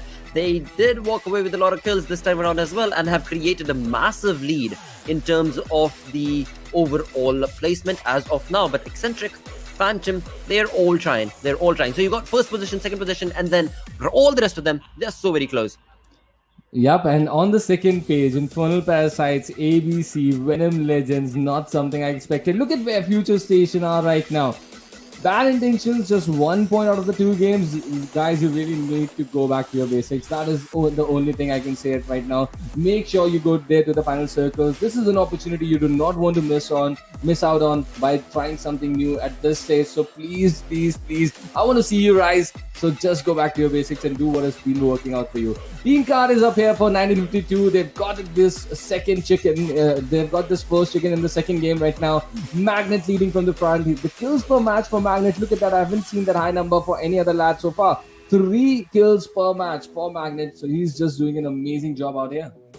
Exactly. I mean, that is just the kind of play that we expect from the entirety of the team, because this team has so much of experience and they have, gone through the best of the best moments as well as the worst. So that does bring up that synergistic play, and that is what we just saw with that 1922 taking the second place on the overall. Now, 2 games done. We still have 3 more games remaining. Stick around. We're going to go on a very, very short break. Be right back.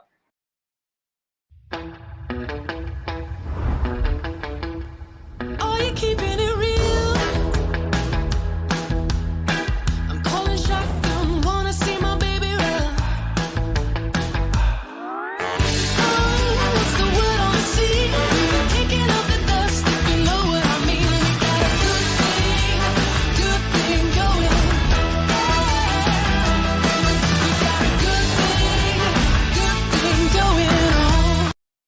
PUBG Mobile, Godzilla vs. Kong. All new collaboration, live now. In the latest version of PUBG Mobile, players may encounter titans during a match, just like in the movies. Let's learn more about the all-new game modes, shall we? Titan Strikes. The Titan Strikes mode introduces 3 titans to Erangel, Sanhok, and Livik. Godzilla and Kong move along designated routes across the map. Players can chase after them in vehicles, but if you get too close, you'll be knocked down and take damage. When Titans get ready to unleash a heat ray, the system will prompt players to leave the red zone marked on the minimap. Players equipped with high-level armor receive reduced damage from the heat ray. Titans will absorb energy which emanates gradually from the earth.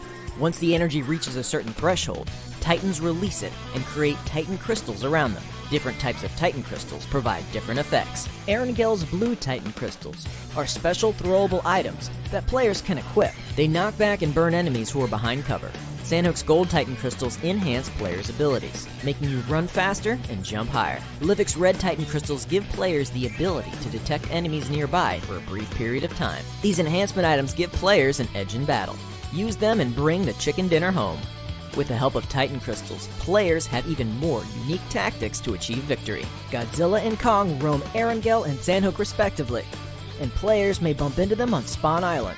Players can preview the Titan's route on the minimap, along with Apex Cybernetics, and low, mid, and high-level monster settlements. Apex Cybernetics are scattered along the Titan's route, which contains many valuable supplies. However, players can only enter the facility after a Titan has destroyed the base. Players that arrive early will not be able to get into the highly fortified Apex camp. At the same time, defeating different monster settlements rewards good supplies.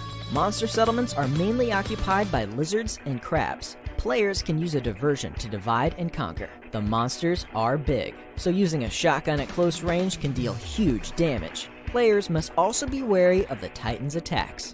Although they're not hostile towards players, they get irritated when there's too many players around. The Titan on Livik has unique electromagnetic abilities that affect the blue zone and cause it to shift every once in a while. Now, players must pay constant attention to the new play zones and transfer immediately when they begin to shrink, as to ensure they're not swallowed by the blue zone. Furthermore, Mechagodzilla periodically scans an area of the safe zone and marks the locations of everyone in the area on the minimap. This urges players to transfer or engage their enemies. Players must be extra careful. The Titan Strikes game mode is based on Battle Royale. Players must strive to be the last one standing amidst battling other players and Titans. With the addition of Titans, players are ready to witness their majesty and get their hands on the mysterious Titan crystals. Enjoy the all-new Titan Strikes and experience the earth-shattering might of the Titans.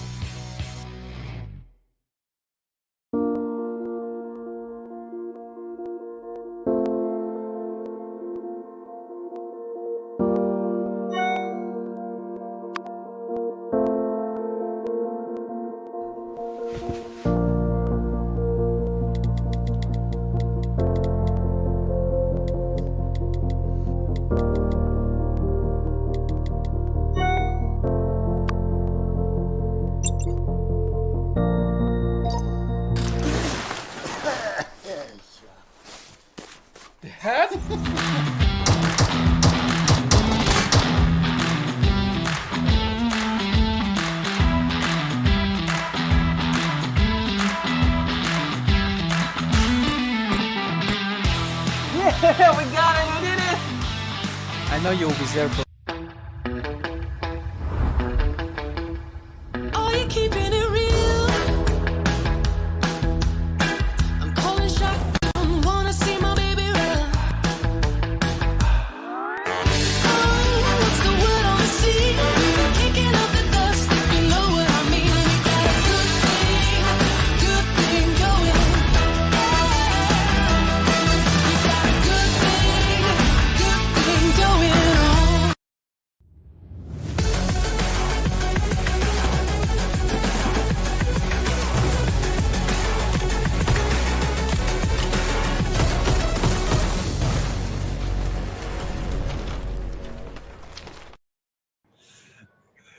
Hello and welcome to PUBG Mobile Campus Championship Bangladesh region. All thanks to Oppo F19 Pro. Hashtag Wook up your fun. Now talking about the games, I'm sure you guys are loving it. I do hope you're loving it. Of course, there's a lot of rivalry being created right now. Again, Trooper. But dude, what is if you were to summarize right the two games in one word for the first day of the finals, what do you think it would be? It got to be an ecstatic start that we have got here. Let's see where it is going to take us. The PMCC exclusive event and that frame that we have been talking about, bragging about, that is now here on our screens. 120 permanent frames, ladies and gentlemen. 120, that is the number you got to concentrate. So make sure that you get all the medals when it is possible. So just make sure that you log in for that required number of time to get those medals for you. So it is very, very important to... 120 medals is exactly what you require to get that fame. So make sure that you get it and you get your hands on the PMCC permanent fame for you. Again, I mean, see, this is such a good thing that the game does for not only us as casters and analysts on the back end, but also for the viewers. Because not only are the viewers provided with such amazing action-packed games, but along with that, they get the opportunity to, get their own gifts, get their own virtual gifts working for them, which is just... Anyways, they're going to be playing the game. There's no two ways about it. You will, if you join into a game and if you're good at it, unlike me perhaps, you'll probably last more than 20 minutes. And that's all you need to do. You need to last for more than 20 minutes and you are certainly going to be getting those points and just get 120 points in total. And that thing is going to be your bragging rights. Bragging rights is what that is. And you're going to play just more games with 40, 60, and 80 minutes. You're going to get in more medals. And that is going to help you get those amazing gifts, those parachutes as well. But the all-important thing is the permanent PMCC fame that you got to wait for. So now the game is here.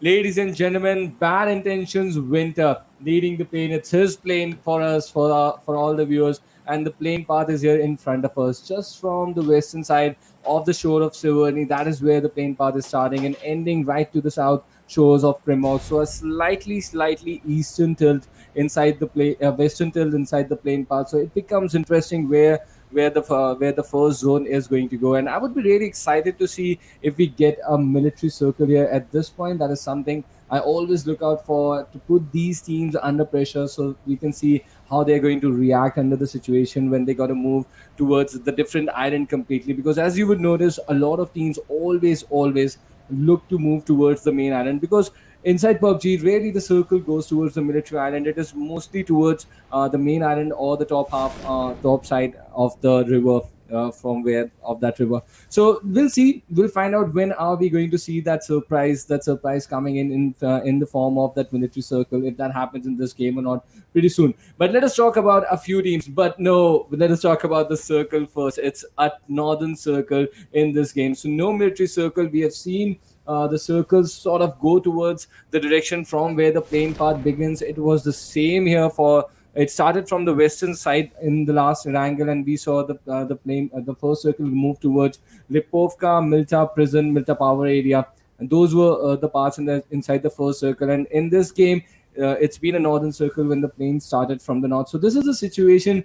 This is the pattern that I can see in both the Erangels, and it was sort of not the same for Miramar, but inside Erangel, this is one pattern to watch out for, that these lads, that the IGLs and the guys behind these teams who are going to do the homework are going to watch out for. Now, we have seen Venom Legends already, 1952 with a chicken, A1 Esports already inside here with a chicken, leading the charts. The only team that might touch the half-century mark by the end of this game. They've really got two opening good games out here. Let's see how A1 Esports is going to do here. But 1952 on their regular drops, just towards that ferry pier, controlling that military bridge area. I really like their position, how they play, and the mindset which they are playing right now is really, really amazing. But look at this. Already the first knock is here. From the city of Gatka, TRZ Esports and XBrothers go into this encounter. That Uzi, that dangerous weapon without any scope at this point, is making some serious damage for the players of XBrothers. Venom is going to hold on to the revive on Sherlock. So now it is not now the responsibility of King to buy some time for his team. Do not do anything stupid. Do not go ahead and do not go in for the charge, but just wait out there. Look at this.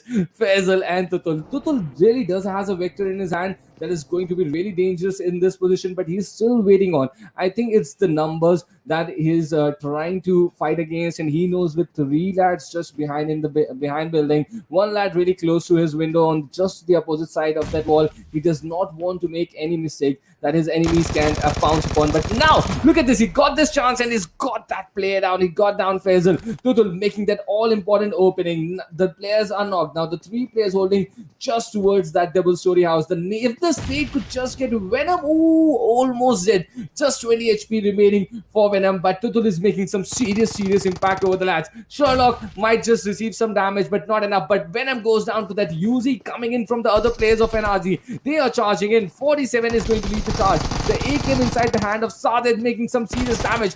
XBrothers, they might just get eliminated, and that is exactly what happens to them. NRZ Esports, without losing any players at all, 4 kills in their name in the early half of this third game, in the opening half of this third game. We have not even touched the 5-minute mark, but already 4 kills in the tally of NRZ Esports. They have eliminated, forced XBrothers Esports out of this game in this opening game of Erangel. So this is sort of the exactly perfect start that NRZ Esports were looking for them. Coming back to the journey of NRZ Esports during the semi-final, we saw them cement their positions beautifully in the games that they got the opportunity to, but they were really looking good inside the semi-finals at the point when they were making and gathering those points for themselves. They really did not cross on the borders. They were always comfortable, had a cushion for them, and now they are making strides inside this finals. And really, like, with 4 kills without losing a players, that is the perfect way to start this game for them. That is sort of the perfect script. But coming to this another fight that we have at our hands right now, ABCxNBSQ, they are heading into a sort of a trap over here. We have got KSX Maharaj. He's just thrown out in the open, but he only has a pistol, not a lot of loot to play with. Where are the other teammates? That is exactly what we are going to look out for. Sanhok here on our screen right now, a little away from his teammates. This is just outside the Potato Hill area that we are watching these players. If these also just got a UMP with him, and that is not a very good situation where KSX is finding themselves. They really need to get Maharaj out of there, and I think ABCxNBSQ sort of have a hint that there are some oppositions very close to themselves. We'll find out pretty soon where that fight goes ahead and how is the fight going to progress. Already inside the 6th minute of the game, we have to cut down the lobby size to 58 already. 6 kills that have already been taken by the opponents. So 15 teams is still a part of this game. But KS, they are really not looking good. Maharaj is trying to survive at one end. Sakil on the other hand is also trying to get away from the opponents inside the vicinity. This is not the kind of start that KSX was hoping for. And as we were talking, as me and Brot were talking earlier, the curse of the final that sort of sticks with the team of KSX, as I came to know, is slightly sort of now working on them. So they really need to figure out how to get away not only from this situation they are finding themselves right now, but also from the pattern that has emerged for them over the last some tournaments during the final stage. So they really need to work upon something. We'll find out what they are going to do, because boy, oh boy, they really did perform beautifully inside the semi-final stage, leading it from the front. I think they got 175 points around in just 12 games. So they still have more than 12 games remaining. But now, pressure coming in from Avon Esports. Sinister, he gets hold of Sakil. That kill goes inside the tally of Avon Esports. So brilliant start for Avon Esports. They during the rotation, they had to move towards the northern side, and they looted up quickly. They did not do any mistakes, and during the rotation, they got hold of the player of KSX, Sakir, and they added their first point in the game. Look at that, Sinister with that kill. The whole team of Avon Esports is down to the next rotation now. They are not going to notice KSFT in that compound, but continue with their rotation. But this is the different Avon Esports completely. In so many tournaments, I've watched this team play at different levels, but they always somehow perform good, but somehow struggle to get the chicken dinner. But that has not been the story in this final stage for Avon Esports. Right from the word go, right from the first game, they made sure that they are not going to leave that tally with a 0 mark. They got that 1 in chicken dinner in the opening game, and that is the perfect way to go. They were #3 in the game number 2 in Miramar, and this is sort of the perfect script for them. And now they are once again making an early rotation on their way. During the rotation, they've got the first kill here. perfect mindset coming in from A1 Esports, and they are looking to capitalize right from the word go. As the second circle is approaching here, we are already down to the 9-minute mark. We'll see some other teams who are looking to, all these teams participating, all these 16 teams participating, they are sort of looking to head towards the center, and that is what is important in a highly competitive game. And this is a game coming in, come from the entire region of Bangladesh. They're putting up a really great show. That is something you see even at the best level when it comes to the global stage, when all those big names come in, the big guns from the world come in. They also sort of make this urgency towards the zone, and they want to hold on to the center. And look at that cluster towards the northern of Rozhok. We have Infernal Parasites over there. We have A1 Esports already there. I can see some more teams already. IR being a part of that cluster down there. So Phantom Esports also being that's a different team out there. But look at that. On the other side, some teams trying to make late rotation. ABCxNBSQ out in the blue taking some damage. Bots in pajamas using that Novo bridge right now to make that rotation. On the left hand side of your bottom screen, you can see TRZ once again making a late rotation from Primos. That sort of did not work for them inside the first Erangel game in a really good way, but they did really manage to get some points out of that game. So we'll find out pretty soon how is this strategy going to work for them. NRG got 4 kills in Gatka. They would be coming in from the south western side. All this shaping up, but look at that. Bots in pajamas right holding up the center. They are finding themselves in a brilliant position at this moment. Absolutely. I mean, you've got Rozhok and School, and right smack in between is BIT, and along with them actually is going to be A1 Esports as well. So when you talk about this circle, this is genuinely pushing a lot of teams into a really central area of this, and this is going to result in a lot of fights and a lot of kills that will get started at this 10-minute marker into the game. And none other than Phantom is the team that is on our screens that are trying to get into a fight, but they do not commit. They will fall back. They will try and get themselves moving on across towards a better positioning of the zone altogether. But talking about Phantom, again, I mean, this team has had a decent previous game. There's no two ways about it, right? They came in second with 9 kills, 15 points to the team. So they were looking pretty comfortable on the map of Miramar. Now we shall have to see what do they bring when it comes to Erangel, as 2 phases have gone by. We are 11 minutes into the game, and this is where a few of these teams we will most certainly be seeing getting into those fights that they so very much need. Now, talking about the zone, right? We did see so many teams that were clustered into the center of that area. There was Bots in Pajamas, there was A1 Esports, there was also, actually, do want to see a Venom Legends approach in towards this affair for the moment. We'll see all that cluster, and look at that. KSX was also part of that. Sakil goes down there, and another lad from A1 Esports getting that knock. So a lot of action erupting from that part of the zone. 9-52 also getting the better of TRZ. They've instant entry. He's got another kill in his name. 3 kills per match. That is exactly what Magnet was getting, right? So that's a really high number. So 9-52 is doing what is right for them, right from the word go as well. And NRZ sort of missing out on the trick in this game. In the last game as well, they were also eliminated quite early. So I'm really it's a point of concern for these big names at this point. How are they going to tackle this situation? NRZ Esports, they were looking so good during the semi-final stage, but this has not been the kind of start we were expecting out of them.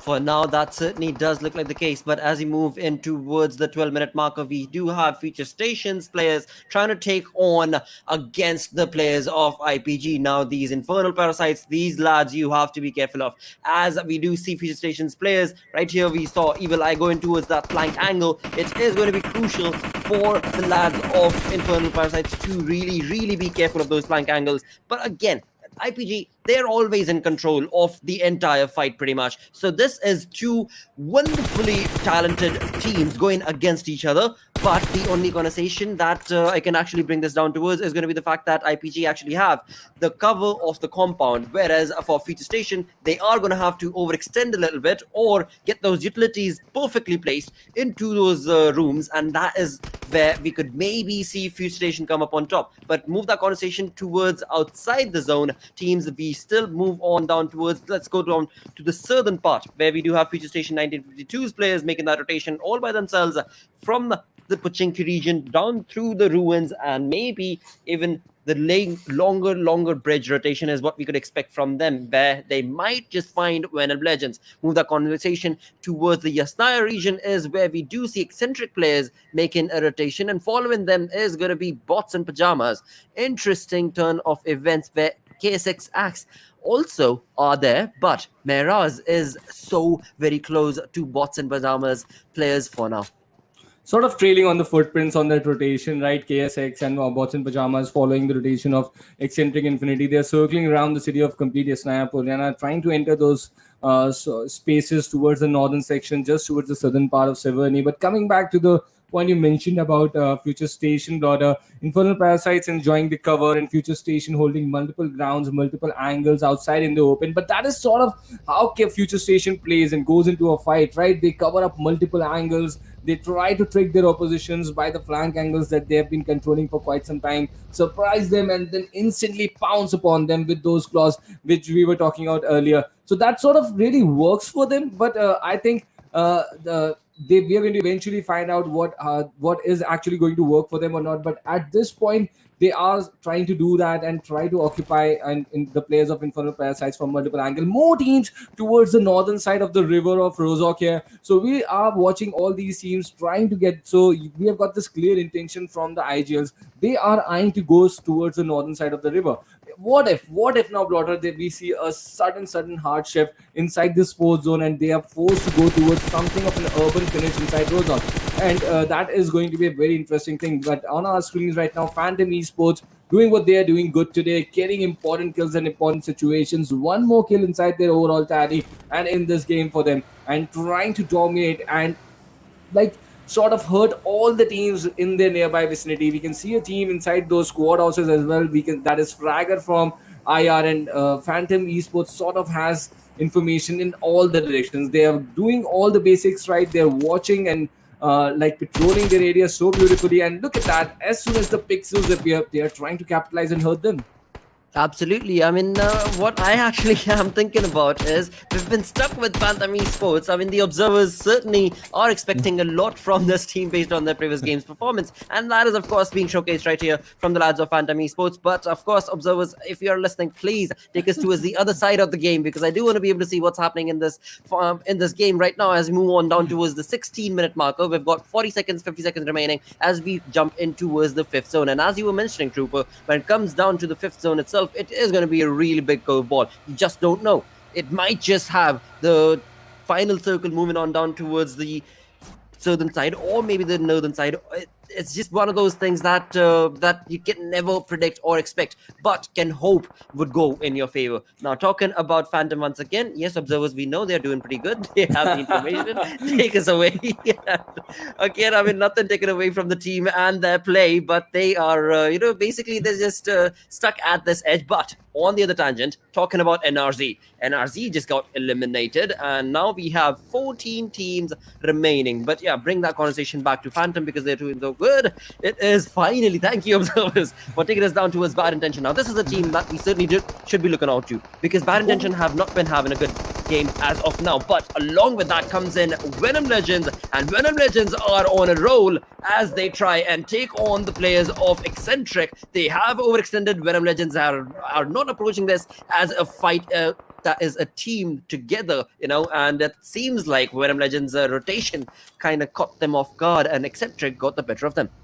But Rafat is coming back, Nightwing is coming back. The Tri-Pan did manage to get 2 knocks, and now Nightwing is looking to capitalize on them. He's got to go back behind the ridge, but Nightwing did get that important knock. Shoykot is bleeding out inside the home. The players of Exentric Infinity, they really did look to capitalize for a moment, but Venom Legends made sure that they capitalize on the damage which Tri-Pan did before getting eliminated. But now ABCNBSQ, they have just reached here. They're going to eye and throw in some grenades and capitalize over the 2 players of Venom Legends. Are they going to able to do that successfully or not? That is going to be the question. And Nate quite close to Rafat and Nightwing, but no actual damage being delivered by that nade at this point. We can see inside the kill feed, FutureStation going against 1952. That is a fight I would really love to see at this point. But constantly we can see on our screens ABC and BSQ using that utility game, and somehow Rafat trying to get away from that situation. He's got so close to the ridge towards the outer side, and he's trying to survive over there. It's really difficult to plant a nade at that exact spot because the slope sort of takes away the nade from that position. It certainly does. Right here, we are going down towards Bots in Pajamas players, and it is going to be Tassin, who is just trying to hold this small little shed to himself, not give away a lot of information. He's already crowd, but he knows that there is a team right behind him, and it is none other than FutureStation. So that is going to be crucial, as FutureStation did take on a fight for themselves. They will try and push on along towards the positioning of Bots in Pajamas players. Bots in Pajamas player that's seen right here on our screens is the man who is all by himself. Sadly, as you talk about the conversation that was FutureStation in 1952, the fight still carries on. It is a to and fro moment that we're seeing coming in from those lads, but eventually it is 1952 that was at the receiving end for now. Bring it back to bad intentions. Now, we did just say that this team has not had a good start, but again, this is just day number 1 when it comes to the finals of the Bangladesh Region Campus Championship. So, of course, anything can happen. For the momentum could very well shift. But eventually, it is looking like, talking about momentum, A1 Esports and a kill feed jumping right along, as I say, momentum, getting their first kill confirmed from this game. This is Dante looking a very different Dante, to be really honest. His minis making those damages. This is a nostalgic moment for me, taking back over time, and I've seen him do amazing things with that mini in the past. And once again, it's really good to see him on the correct side of the kill feed. He's making some significant damage in the game, and he was the MVP in the opening game as well. So we spoke about the confidence that he's going to carry here. But coming back to bad intentions, just 2 lads at this point trying to survive the edge. This is not the A game coming in. It sort of is a difficult challenge in front of them. But Fahim, I've seen this lad whenever he comes back into the lineup, they really make an impact. So let's hope that works for them. Now, Magnet inside the kill feed. He's getting some kill points for themselves. It's problems for Boston Pajamas as well. They are also getting some kills. But look at this. It was not an easy task to survive on the edge with that sort of a smoke that you are going to pop in. You're going to grab a lot of attention. But as we speak, Bots in Pajamas have got hold of KSX as well. Maharaj gets eliminated. It's not Bots in Pajamas, it's a different team. Playzone also took the last player for KSX. So not a kind of start. The curse of the finale continues for KXX. But look at this. TRZ getting hold of the last and final player, and they're going to definitely take down Copper. And Copper did manage to get 1 knock, but that is not certainly going to be enough. Eliminated is bad intentions once again. But now look at this brawler. Even Esports on the patrol station. This is not looking good for MARTYRS 1971. And even Esports popping those nades in. Another knock, and they must just rush in. And no, that is not going to wait for that. He goes down to the Fusey, but the support is going to be there from the Plaids, and MARTYRS 1971 out of the game. Boy, oh boy, what is it going to take to stop this lad, or rather stop this entire nightmare in the name of A1 Esports? That is just all across the lobby. For now, they've got 6 kills. Talking about teams that are not doing so well, of course, we did see bad intentions were knocked off and sent back into the lobby thanks to TRZ's players. But eventually, as that conversation goes on, another team to bring into that approach is going to be none other than KSX. KSX have also not been having decent games for now. So that is something that I'm hoping in the next 3 games will change for them. But bring that conversation towards this game itself. It is Phantoms once again bringing in a very decent approach. We did see the player of Phantom Knight, I think it was, who was gaining the information of Venom Legends, so he knows exactly where Venom Legends is. He did not take any fight. There was a lot of trigger control coming in from this lad, and he knows right now that well, his left flank as well as right is going to be outnumbered, because he does have on the left flank he's got Venom Legends, on in front is going to be none other than A1 Esports. Yep, even Esports already inside action. They've already got 1 kill chicken dinner behind their back. But look at that. Dante is down. That is ABCxNBSQ inside that vicinity. But what do we have here? Hex. Oh, he's holding that cover. Sharp is not looking in a very good position, to be very honest. Hex might just get the better out of him from the situation. But we still have FutureStation inside the game. Sinister trying to hurt them with his mini 6-6 right now, with that long range shots, with that tap shots back to back. Let's see what sort of an impact is Sinister going to make with his mini.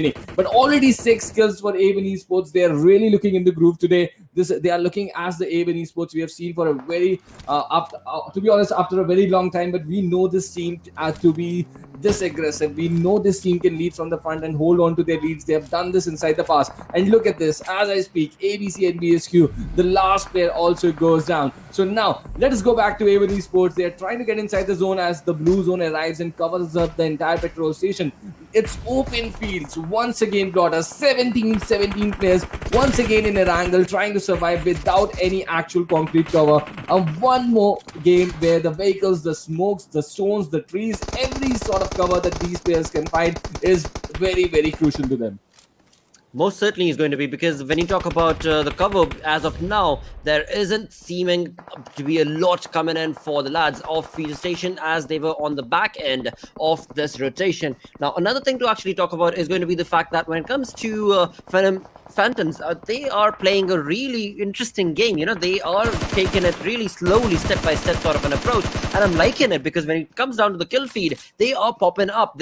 Phantom was the team that brought on ABC down to their knees right now. It is the team that was already taken on fights against A1 Esports as well as Venom Legends, and now as they bring themselves in towards these final few moments, we've got 5 teams remaining. A1 Esports with all 4 members alive, 7 kills is what this team has. Just 6-9, not looking good as of now when it comes to that kill department, but looking very, very close to Team IR's 2 final players. That's going to be Hex and Cube, and they are either going to be knocked or, yep, they do have the information. There's nothing stopping A1 Esports from taking those kills. I think there was certainly something about Phantom Esports, right? They made it there inside the final circle as well. But 2 lads remaining. This 1v1 for Dante, very crucial. Hex is being damaged and finally eliminated. But I don't think Dante got that killer. Yep, that was... he did get down a knockover, but Hex was finally going down to due to the shots of 6-9. So Dante did give him some damage, but 6-9 capitalized on the damage and got the kill under his belly. But right now we have A1 Esports, Venom Legends inside the final circle, ladies and gentlemen. Just tell inside the comment section which team do you think is going to take away the chicken dinner. All 4 lads of A1 Esports right now with just 3 enemies in front of them. Do you think it's possible for any team to take this chicken away from them? The second Erangel, back-to-back chicken dinners is Erangel is what we are expecting for A1 Esports right here in this opening day of the PMCC Finale Bangladesh 2021. Ouch moments for a lot of teams in the lobby, but as of now, like I said, I mean, it is nothing stopping A1 Esports from taking this, but it could very well be one of those situations where if they overextend, that could be their demise. So hopefully they don't. We do see Jax slowly and steadily bring into the approach for the placement, because he is working towards getting into the final zone with a better placement, and that's what they've got. And the cover is going to be nothing else but their own vehicles. Now, we do have Venom Legends, one player that's going to be Nightwing, who has been caught off guard as he was trying to move on along. Sinister is the man who is going to be bringing him down, going to be converting that into 5 kills for himself. The first game, when we did start the day, it was Sinister who was not looking good with the kill department, but now he seems to have come on along and made a humongous impact. It was A1 Esports' player who was just looking ferocious with that. It is nothing that can stop this team. Phantom, final player Shubo, but for how long? I don't think that is any sort of a challenge. The only thing that Shuvo can accomplish from this situation is maybe 1 point, but I don't think that is going to be allowed by A1 Esports. 4 players alive inside the final circle for A1 Esports. This team is making some serious statements on this final day, and all the fans are going to go mad, because look at the lead that they're going to create.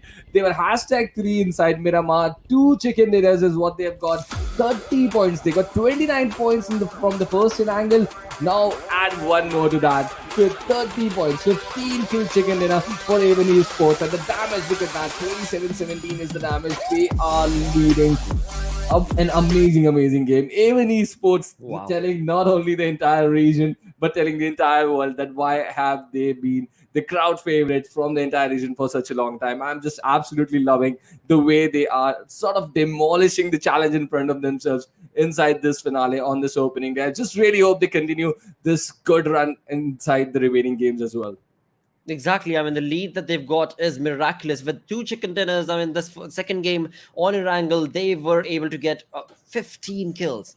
15 kills, and that's just absolutely dominating play. What can you say to that? But apart from the hashtag that they've got, be the one, be A1. That's it. That's it. That's pretty much it. That's working out to be. But again, it's a good start. Yes, they're creating a massive lead. Yes, my question is pondering down towards what is happening with the other teams in the lobby.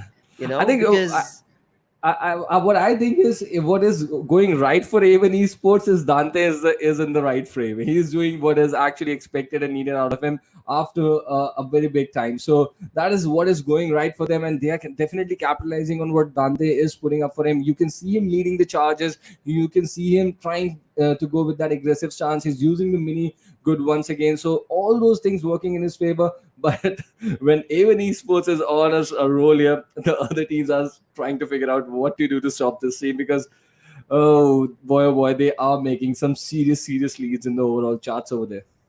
exactly, some serious strides is what I would say, because the lead that they've got, by the end of the day, if they end up getting more chicken dinners, it is going to be such a massive lead that they would have created for themselves, that for the other teams it would almost seem like a nightmare. That I'll go back to that same exact analogy. I mean, that team A1 Esports is a nightmare, is a roaming nightmare in the lobby for the moment, for all the teams that are part of the Bangladesh region, Pakistan, my apologies, campus championship there. But it's just too good, too much on point, and the way that they've actually understood the entire lobby is looking like there's nothing that will be able to stop them. But again, I'll go back to the conversation about it, that when it comes to teams like FutureStation, they are getting caught off guard.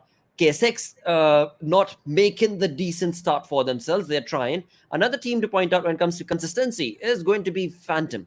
Phantom did walk away with some really good kills from this game as well. Definitely, Phantoms are doing a pretty amazing job over here, so it's a really nice thing for them. But really, I'm concerned about a lot of teams, to be honest. TRZ not doing that good, ABC not doing that good, IR not doing that good. These are the teams we were expecting, right? That they would come up to this stage and sort of impress. So I don't know what it is. It is the nerves. Is it the decision making, or the other teams have done quite a good homework over them? But they really need to figure out. But KSX, the kind of jump that they made out of the airplane, they were not inside a very good space, to be honest, and losing some players out in the open, that is not the kind of start they were hoping. And it was Sinister who got the first knock in this game, and that was over the players of KSX, and he got 6 kills eventually, 1 assist for his team, 1,000 damage. Amazing numbers to capitalize on. He could not make an impact in the last Erangel, but he made sure that he backed the MVP this time. That is a type of comeback you expect from a player of this stature, and he's delivering at this point. His entire team is delivering on this day. I'm really excited. Everyone from Bangladesh, every supporter for A1 Esports is. Let's see what they're going to accomplish. Are they going to allow any other team to get a chicken dinner in Erangel or not? That is what we are going to look out for. Absolutely. For now, we are absolutely flabbergasted is what I am. Honestly, I am genuinely flabbergasted by the gameplay coming in from A1 Esports. And on the other tangent, as we talk about the play itself that these lads are creating altogether, the synergy that they've got already because they've been playing for such a long time together is just so very fierce in this lobby to go against. Now move that conversation towards the top players. We have 3 players once again of A1 Esports on the map of Erangel that are going to be in the top player list, along with the Sickfly right here from Phantom with 3 kills, 877 damage from that dude. Wow, amazing numbers. And Phantom Sickfly, like that is the kind of impression they have successfully created over here. 2 back-to-back games, 2 good numbers, but look at that, brother. 3 players from A1 Esports once again inside the top player. That was the exact story for us inside the first Erangel game.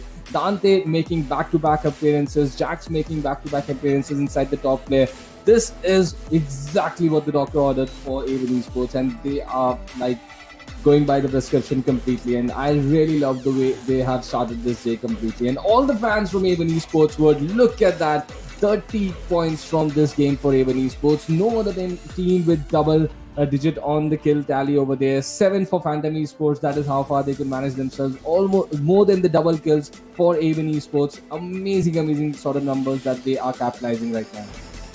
Absolutely, this is looking pretty ferocious for Venom Legends though. I mean, they sadly only had 2 lads surviving by the end of that. so that did not result in a good outing for them. But overall, they have 16 points, so that's going to be a decent start for their saga. But it's always going to, you know, whatever conversation you end up having, it is always going to be what do these teams need to do, or how should they even approach against the lead that A1 Esports is creating for themselves. But move the conversation towards the other teams that is going to be 1952, FutureStation, and NRZ, looking comfortable from this game as well, because we find them on the first page, so that is a decent start. But what is the overall ranking going to create? I do want to be able to look forward to that, because for FutureStation as well, they are taking fights, you know, they are certainly getting into moments and overextending as well, as we saw them against IPG in this game. But somewhere along the line, the rotation, or is it just the placement,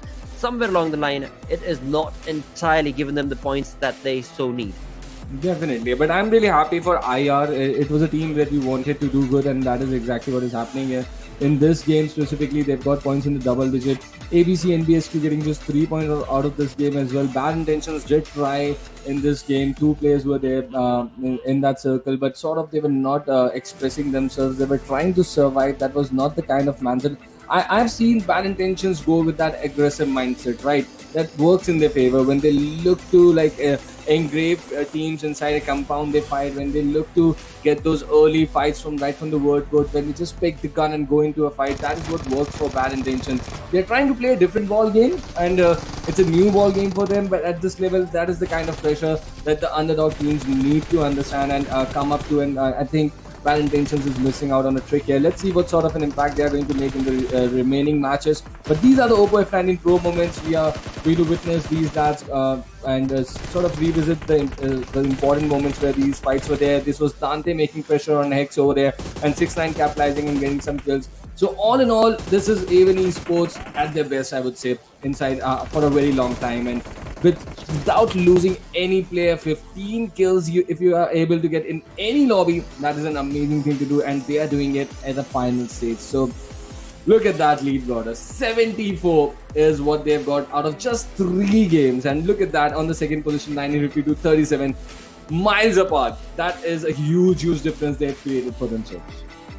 Most certainly have, with 34 kills. That is just bonkers start for A1 Esports. Move that towards the second place holders. That's going to be none other than 1952 for the moment, but it is certainly the case. You know, A1 Esports' lead is so massive now that the other teams are going to have to really showcase the best of the best that they possibly can to reach close to A1 Esports' lead by the end of the day. We still have 2 more games remaining, so we shall see what to expect, because from first position holder A1 Esports to the 8th position holder, which is going to be MARTYRS 1971, you've got 74 points on one tangent and 19 on the other. That's unreal. Wow. That's really unreal, to be honest. But what is happening on the second page? FutureStation, 10 points out of 3 games. Yup, they did get a slow start, but A1 Esports has completely changed the scenario. 74 out of 3. FutureStation getting 10 out of 3. Oh my god, boy, this is going to get exciting for the fans out there. And once again, the team card in front of us, 6ix9ine out there, once again 2 kills per match. But look at what Dante is doing in the first 3 games, 3.33. Jax is the silent killer for the team, 11 kills already, 3.63 is the kills per match he's getting at this level. Blood up, wow. They are playing an amazing game of PUBG Mobile at this stage right now. Yep, they certainly are. It's just everything aligned for them, everything working for them, and with that, they are certainly, you know, steamrolling in that perfect throne that they are claiming to be theirs already, right? It's just day number 1, $30,000 on the line, and the way this team is steamrolling across the entirety of the lobby, it is certainly seeming like, well, they've already gotten the throne. It's theirs for the taking. But fingers crossed.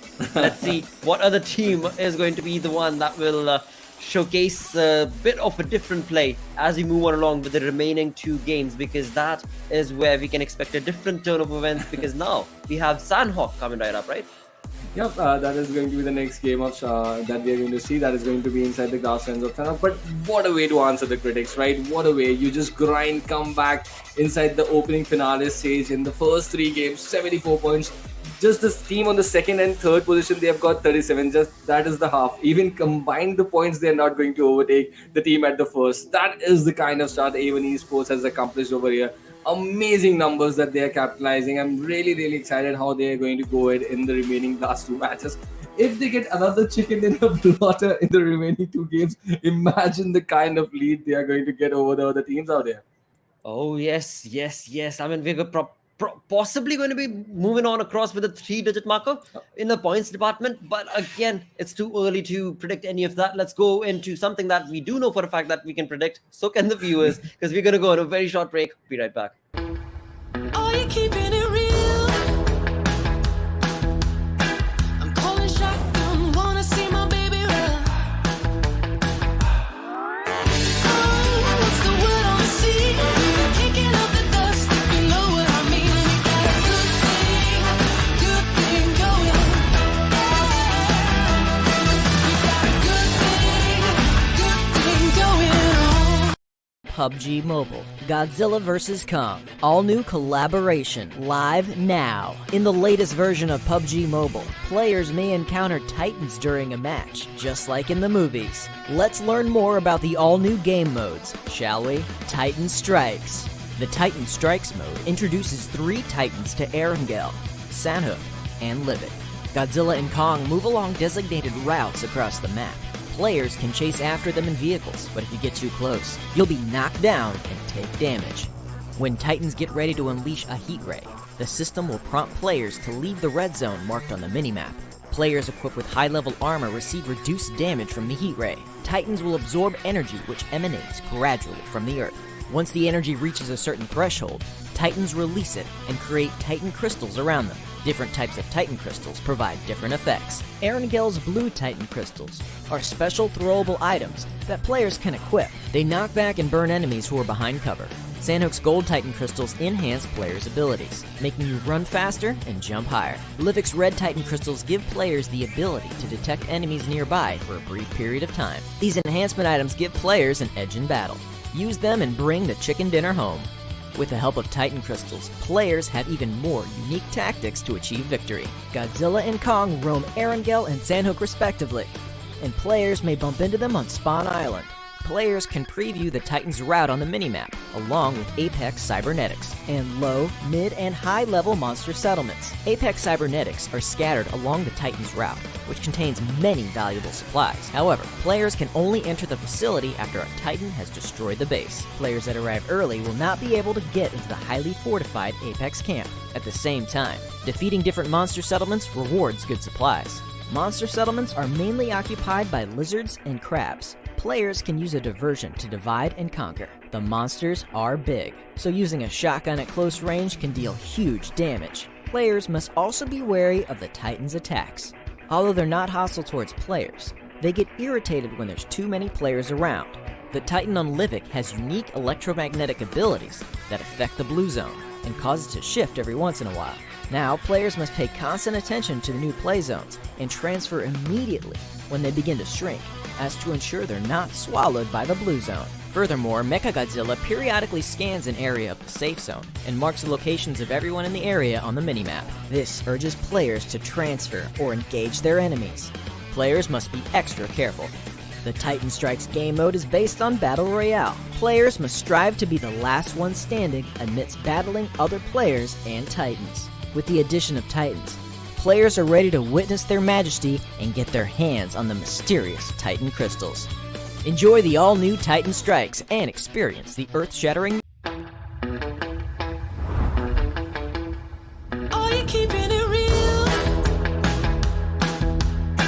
I'm calling shotgun, wanna see my baby run. Oh, what's the word on the sea? Kicking up the dust, you know what I mean. We got a good thing going. We got a good thing going on.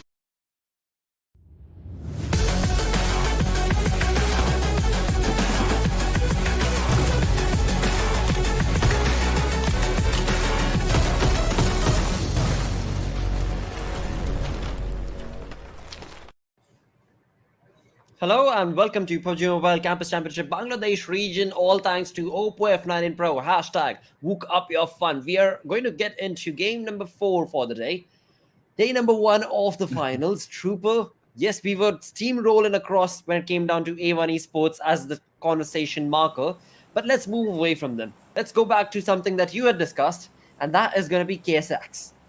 You did say that when it comes to the finals, KSX is a team that apparently loses their shed. Yep. What do you got to say about that? I just went to the Bengali casters, and I was having a word with them, with all those amazing casters for the Bengali talents, and I was just asking, this is during the semi-final stage, and I was expecting I was asking them what to expect out of the semi-final. So they said, oh, one thing I'm telling you for sure that is going to happen is KSX might just lose their momentum. So that is working out. So they really know the region. That is something we must give out to them, and they've helped us a lot over with that information regarding all these teams. I always have these insights thanks to all these Bengali casters, especially Brigadier. He is always there with the right information right from the word go. Like, how would I know that BMG is a good team, right? How would I know what to expect out of bad intentions? All these informations are always given by Brigadier when I go to him and like ask him what this is the slot for today. Just tell me whatever you know about, and he's always there with the information. So these are amazing people who work really hard from the region, and that is why you can see that enthusiasm. Every bit is important for all these lads also to come in, put in their effort, and make a good game. And really, I'm absolutely thrilled that I got this opportunity to cast these matches with you, brother, because the excitement that I feel for the matches, I see it like a mirror inside you as well. So it's an amazing feel overall. In this Sanhok game, let's see what if it just brought A1 Esports goes ahead and gets another chicken dinner. I'm just going to get thrilled completely. If A1 Esports does this, I don't think it has been done before by A1 Esports. In an opening stage, they have definitely done these sort of things, getting multiple chicken dinners on the last and final day, trying to make a comeback, trying to cross a line to get inside tournaments. But when it is coming to the opening stages, I don't think I remember even esports leading right from the right from the word go on an opening day. Exactly. I mean, that is, well, let's just keep our fingers crossed. Let's just hope that things work out for the best. And we do see the lineup that truly does deserve those $10,000 and truly does deserve that sort of, recognition when it comes down to their gameplay. And that is what will have them stand apart. Now, talking about the game, talking about the circle, this is where we've got a lot of colorful dots spread all across the map of Sanhok, but don't be fooled, lads, even though they do seem really far away when it comes to Venom Legends players, when it comes to XBrothers players, and so on and so forth, from BIT to all. Eventually, it is a small map. Eventually, it is a pretty small map. So I doubt it's going to take more than 5 minutes for us to get into that early skirmish. And right off the bat, if we go on towards the center of the circle, that is where we can see Exentric's player, we can see FutureStation's player, as well as players from KSX. That is what we were mentioning earlier as well. And hoping this game, KSX, are able to maybe showcase a bit more of a prowess. So do I expect the same from Bad Intentions. Yep, and I really want to say at some point that this team is really looking to have bad intentions over the opposition and the enemies right now, but certainly not being the case inside the first 3 games that we witnessed. So let's see what they are going to change here. They are right now sitting at the bottom spot, hashtag 16. Certainly not expected from them. Just 3 points out of the 3 games. They really need to buckle up and change what is happening out here. Same goes for other teams as well. TRZ Esports, What's in Pajamas. And too early to say for FutureStation, to be honest, because that is a pretty experienced, a very old lineup. They can like just come and change things right away from any moment. You cannot predict anything about FutureStation certainly at this point, but certainly about ABCNBSQ, they have missed the mark. They have missed the opportunity. Matt Cat has not been able to come up over the stage and take away with the show. He's not got the MVP just like we were expecting him to do. But that is not something we would like to for ABCNBSQ to continue. They really need to figure out what is going wrong for them, how they need to, what are the things that they need to do correctly. I really liked how they started the opening Erangel game. They looted up held up a position, got that kill over A1 Esports. They were trying to control the southern edge of the shifting circle, the fifth zone, which like shifted towards away from them, and A1 Esports and teams like MARTYRS 71 got the benefit out of it. But since that mode, when the circle shifted, they have not sort of looked to come back, not even inside the game of Miramar, even inside the last game of Erangel, ABCxNBSQ did not make a significant impact. So we'll find out how these teams are going to react, because there are a lot of strategic games, strategic moments, fights that are still got to come up. This is just the first day, 2 more days still remaining at this level for the finale. So this is just the start, but it's very important in a competition like this that how are you starting, and for that A1 Esports, the way they have is the perfect textbook example. Along with consistency, because consistency is going to be the key, and Phantom certainly is showcasing that. For me, it is Team IR also trying their level best. So eventually, consistency at the end of the day 3 will result into the team being on top. But yeah, of course, along with consistency, if you can bring in those chicken dinners like A1 Esports is, then you're creating a lead, and then you're creating a conversation about domination, and then it's not only consistency, then it's just annihilating play that separates you from the entire lobby. So let's just see how exactly the games turn out to be at the end of this day number 1 of the finals right here. But bots in pajamas. Now this team somewhere along the line, maybe what the teams right now are doing, because again, for a fact, Bots in Pajamas is a well-known and skilled team. FutureStation is also a really good team. For a fact, ABC sitting on the 11th position on the 12th Infernal Parasite. All these teams that are below the 10th marker are good teams. But maybe what these teams are doing is they are reading the game. Maybe they are reading the game and the drops, and as we move on along, perhaps that is something that could change. Day number 2, day number 3 could be a complete different turn of events, where A1 Esports as of now have had some really good games, yes, and perhaps once this day is done, all the other teams go back through the stream, try and go back and have a look at the homework that they had, how much is on point, and change a few things, and before you know it, maybe it's going to be a completely different team dominating tomorrow.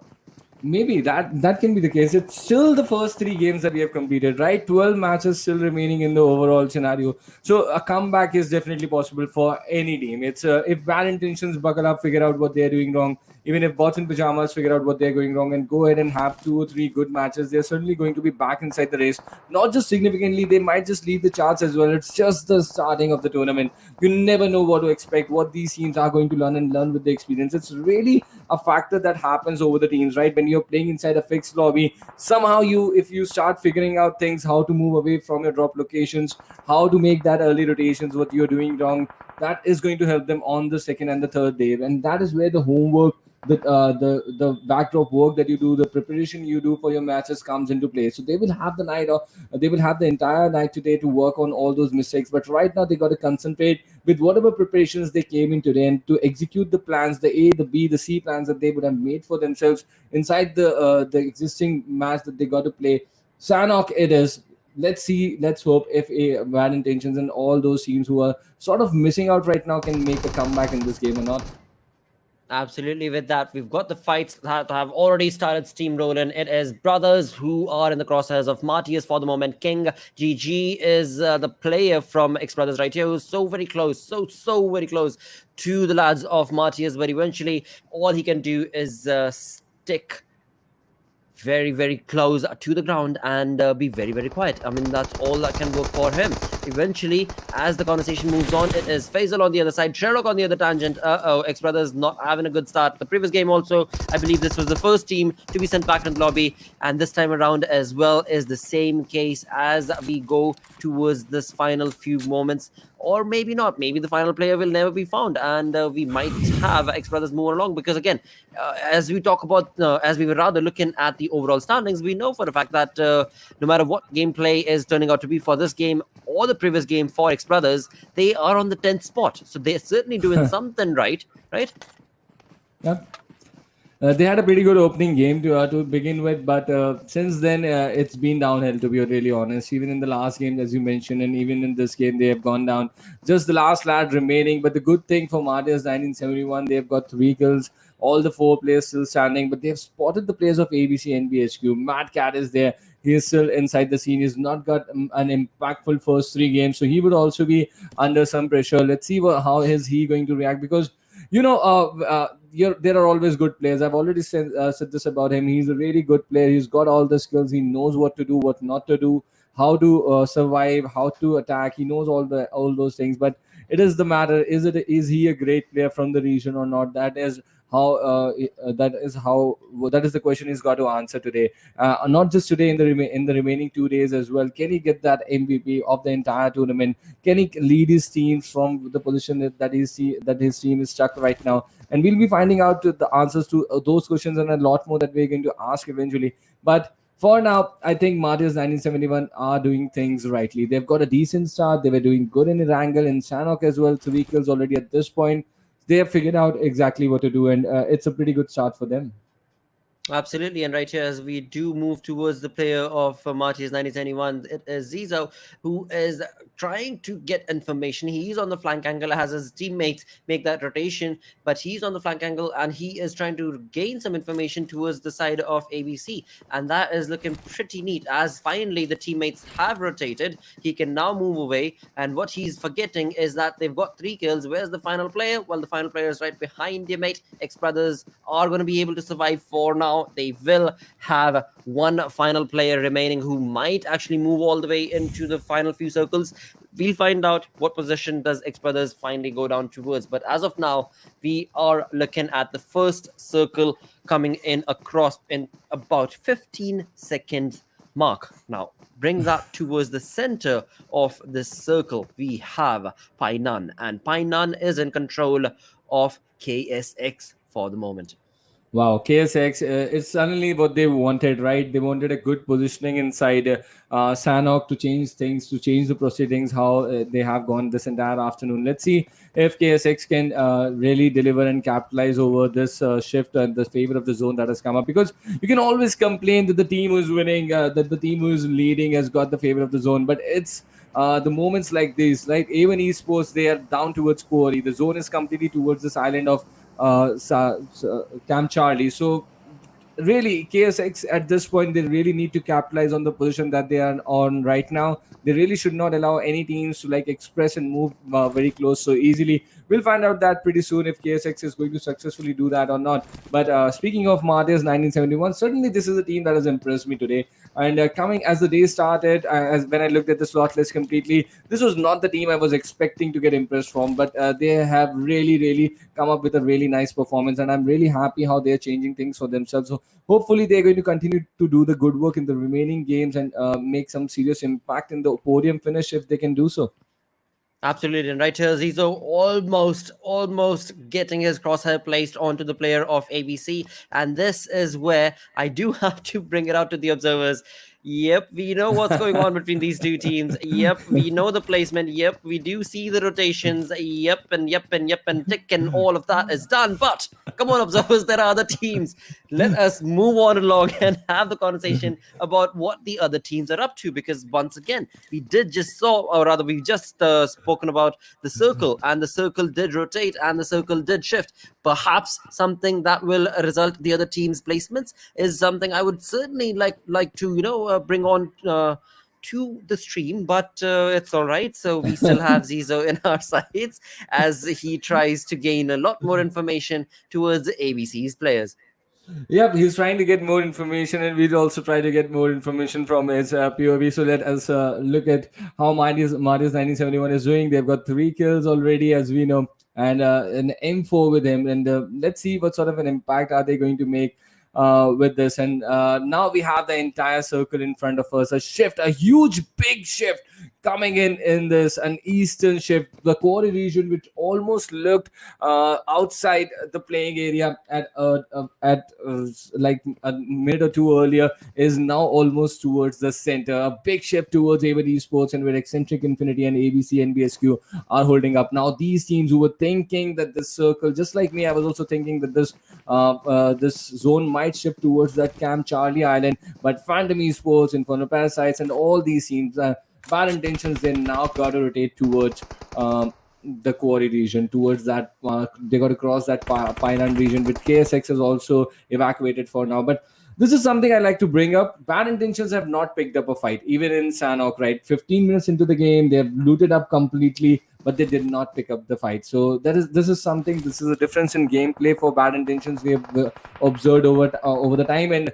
look at this, eventually they are in a fight on the 15-minute mark, but they are losing out on players. They are just holding up onto the positions. They are not looking to encircle and engrave players, which with the information that they have. I really hope that they are figuring out things right and are going to hurt the players of Infernal Parasites at this moment, because that is exactly what they want to do at this point.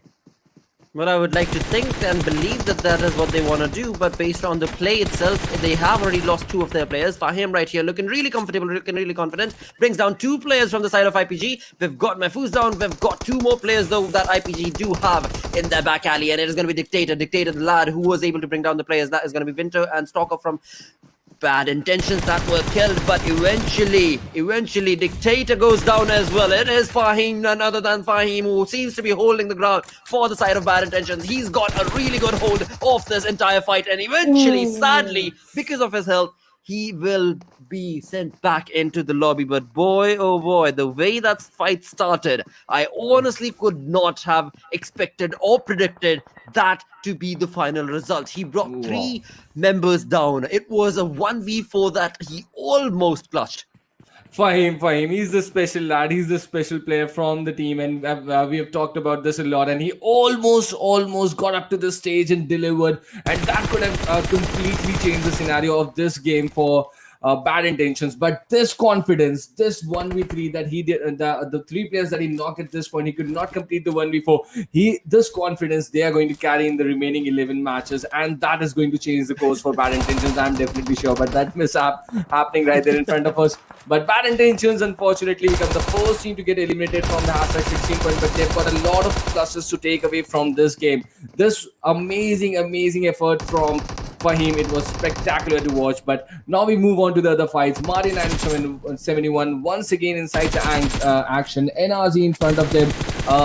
They are hurting NRZ, and they are hurting them bad. Let's see if NRZ can sort of put a challenge in front of them. 47 eventually eliminated. A lot of crates for MARTYRS 1971 to enjoy at this point, and that is not what NRZ expected to become when they entered this house. This is turned into a 1v1 situation that, of course, Zizo is going to get the better of eventually. This team that we did have, again, I mean, today the observers are so on point, you know. They keep us looping around one team, and that team eventually does end up doing some really good, wonderful, skilled fights, and that is what we saw from them, because it is 17 minutes, 18 minutes in, and that team of Martyr is at 7 kill marker for themselves, so looking pretty comfortable. When it comes to Phantom, they are holding on steady. Another team that apparently our observers love so much, so they keep us bringing back to. And this team also, when it comes to the overall standing, is looking pretty comfortable. As I've spoken about, the consistency is working for this team for the moment. In front of them is going to be a rotation that is going to be out in the open. They've got 113 meters to cover, but they did see that when it comes to the rotation itself, they've got one team in front of them. That is going to be none other than Bots and Pajamas. And on the right, as we just saw, it was another team that is IPG that made that perfect rotation on top of the hill. Oh, trouble for Phantom Esports. They really need to make this run. They've got and lost a player in that, trying to execute that rotation cross towards those compound where Bots and Pajamas was holding up. Iron Man eventually goes down. Sharp has capitalized over him, so they're losing players in numbers here. That is the story for Phantom Esports. But what suddenly happened here? MARTYRS 1971, we watched a lot of them, but two guys were still remaining from that fight after NRZ Esports was eliminated. but Venom Legends sort of found them out in the open, eliminated them. Coming back to the situation, once again, we saw these two teams go ahead against in Miramar, but KSX, they are losing out. FutureStation getting knocks over them, not looking good. Kapchi getting into action with that Uzi, sort of trying to make an impact, but KSX, they are not looking good. Player after player, they're going down. There's a revive that is being held right now when the push is on. This is a difficult situation. One after another, the players go down. Ifti, it's all up to him now.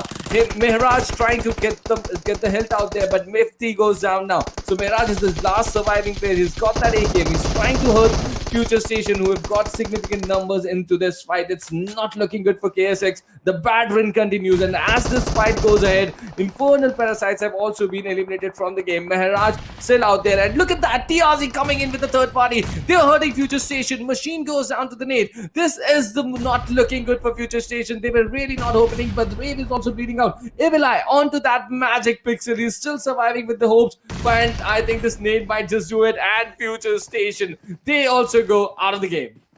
Wow. Talk about KSX's luck. Miraz, the final man surviving. This team that just pushed out is going to be TRZ. Does not even know that there's one player over there, but FutureStation, they were on point when it came down to the aggression. Did get 4 kills of 4 points that they walked away with, but overall, boy, oh boy, not a good fight for them because they got third party really bad and sad state of affair in the end. But move that towards a team that is going to be the side of ABCx. This team better do something good this time around. I mean, we've been talking about them for quite some time. They are in the top 9 teams. We are 20 minutes into this game, 30 seconds more, and we shall be moving on with the circle.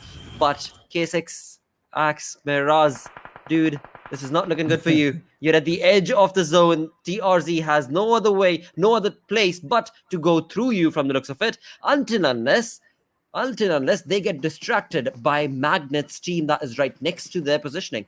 Yo, that is a possibility. And FutureStation 1952 coming in after FutureStation getting eliminated here. So that is what is the situation towards the northwest edge of the zone with the closing circle right behind them. It's going to pose a big threat for all these lads, but it's going to be a pretty slow speed for this circle to close in.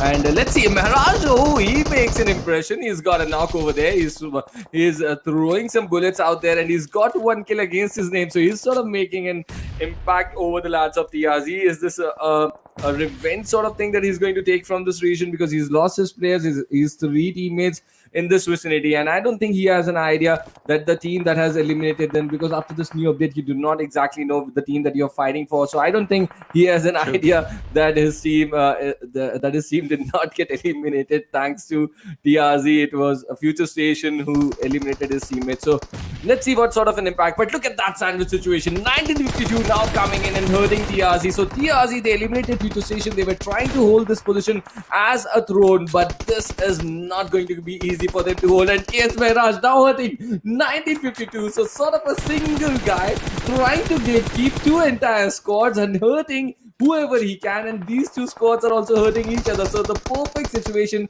for KS Mehraj to be. But now that nade is going to fall on him, Mamba is going to capitalize. But is Mamba good enough to hold 1952 back as well? This is going to be a difficult situation, but Entry has got all the answers. He's got to lead his team inside the zone, and that is exactly what he's done here.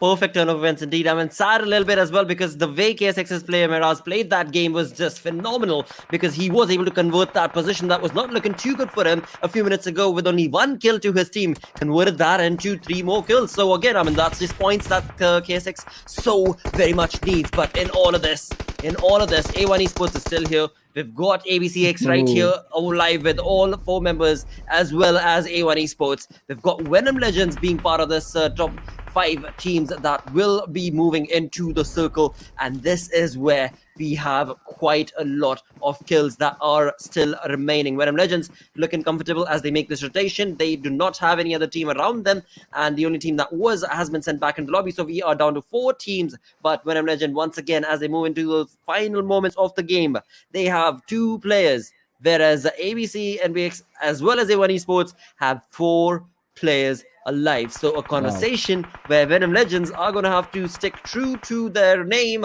be the snake in the fight, and just be quiet, mate. Ooh, multiple Nope. players, they go down, man. That is the end for NBSQ. 4 players go down instantly. Steel Shot getting 3 kills out of them, or in fact 4. He's got 4 kills out of that situation. No, Entry got 1. So Steel Shot get 3 kills out of ABCNBSQ. Went with 1 kill going to 1952 of that tally. Elimination gone in seconds. Disaster has just hit ABCNBSQ, trying to enter the final circle over here. Ouch, I was so looking forward to seeing ABC and BX in the final fight, but sadly, or rather interestingly, the way Steel Shot and Nightmare played this was so very good, and they just barraged that led towards ABC's players and brought all 4 down. All 4 in a single spray was just so very good, and now Steel Shot from Venom Legend wants to retain information and will try. He will not be able to retain any information because he overextended and has resulted in taking a lot of shots. It is going to be Nightwing who will also be caught off guard because A1 Esports' players, they have all the eyesight, they have all the information, and doing so has resulted in us looking down to 2 teams. It is A1 Esports and 1952, both looking comfortable with 5 kills to themselves, but the only fair advantage is A1 Esports, they have 1 man down and 3 man alive for now.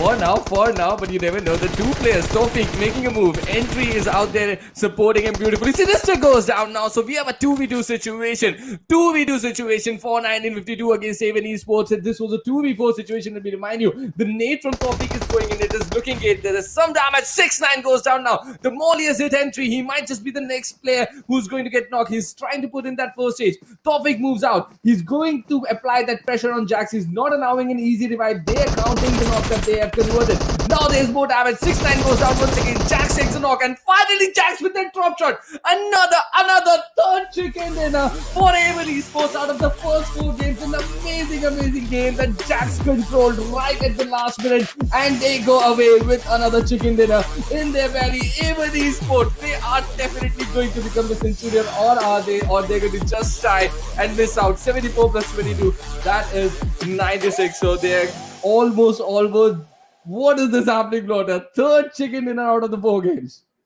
Well, they're there. They are there. There's no 2 ways about it. I mean, of course, had 1952 been able to get this game, they would have gotten closer to A1 Esports. But boy, oh boy, I mean, that approach to have 4 members alive by the end of the game is working so perfectly for A1 Esports and their placement in terms of the overall standing. It is ludicrous, the gameplay that we're seeing right here. 1952 were on point, Venom Legends were on point, but bring that conversation down towards the MVP. This is where it was Evil Eye, the final man who was able to survive for the team, but of course not for long because this also got third-partied. But he is the MVP with 4 kills, 622 damage. Ooh, what a game. I almost got goosebumps out there. 1952 almost getting that 2v4. Tofik and Entry, they were making it look like a dance out there, like a perfect dance move. The way they were trying and getting those knocks. 6-9 went down twice in the same fight.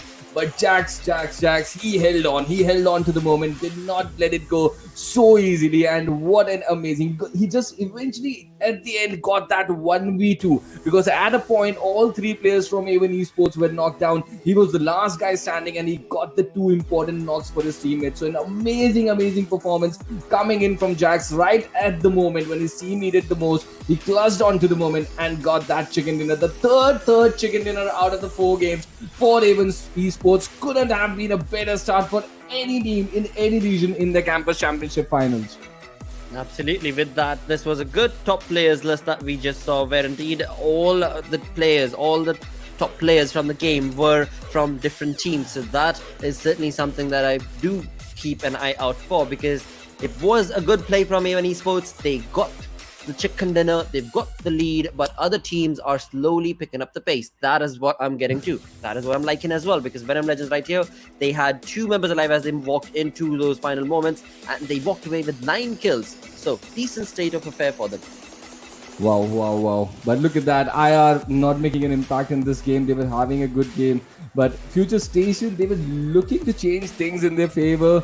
Evil Eye got the MVP eventually for his team, but overall his team just getting and managing 5 points. We'll come to the Oppo F19 Pro moments, have a recap of the entire game here. This was how proceedings start with MARTYRS 1971 when they got into the action, and Phantom and Bad Intentions they got, and Fahim, kudos to him as well. Almost that 1v4 that he did try to clutch out there, but could not take his team further. So an amazing effort coming in from Bad Intentions for him, and he's been just spectacular to watch. Let's see what sort of an impact he can make in the remaining games. Then we had FutureStation going against KSX, sort of trying to make an impact. Maharaj was only the last guy impact remaining when TRZ made a third party and wiped out completely FutureStation. And what about this moment, Gautam? What about this moment? The elimination of ABCxNBSQ. Exactly. I mean, Venom Legends steal shot, he was just so on point. And not only that, as he got those kills, he moved on along to then try and take on A1 Esports' players as well.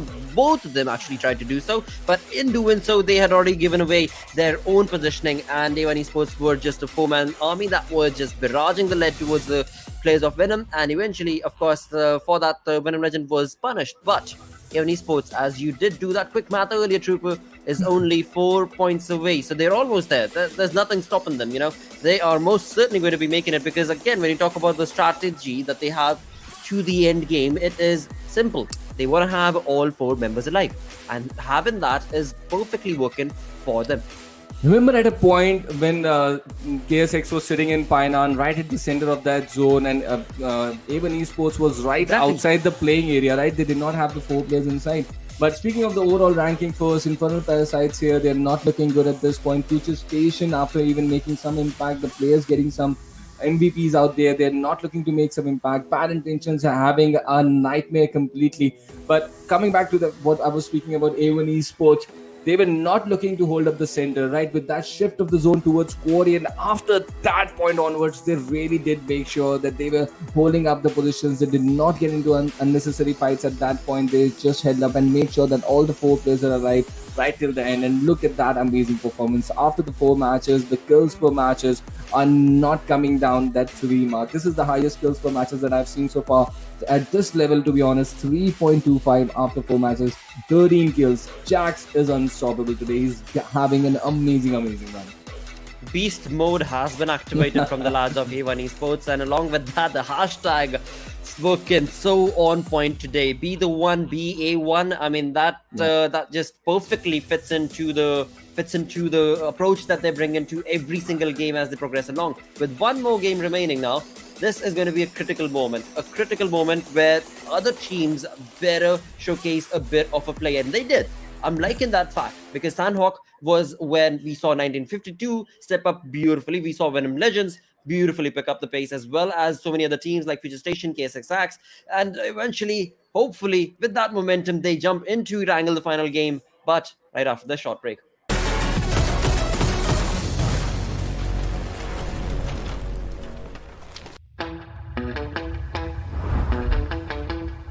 Are you keeping it real? I'm calling shotgun, wanna see my baby run. Oh, what's the word on the sea? Kicking up the dust, if you know what I mean. We got a good thing going. We got a good thing going on. PUBG Mobile, Godzilla vs. Kong. All new collaboration, live now. In the latest version of PUBG Mobile, players may encounter titans during a match, just like in the movies. Let's learn more about the all-new game modes, shall we? Titan Strikes. The Titan Strikes mode introduces 3 titans to Erangel, Sanhok, and Livid. Godzilla and Kong move along designated routes across the map. Players can chase after them in vehicles, but if you get too close, you'll be knocked down and take damage. When Titans get ready to unleash a heat ray, the system will prompt players to leave the red zone marked on the minimap. Players equipped with high-level armor receive reduced damage from the heat ray. Titans will absorb energy which emanates gradually from the earth. Once the energy reaches a certain threshold, Titans release it and create Titan crystals around them. Different types of Titan crystals provide different effects. Erangel's blue Titan crystals are special throwable items that players can equip. They knock back and burn enemies who are behind cover. Sanhok's gold Titan crystals enhance players' abilities, making you run faster and jump higher. Livik's red Titan crystals give players the ability to detect enemies nearby for a brief period of time. These enhancement items give players an edge in battle. Use them and bring the chicken dinner home.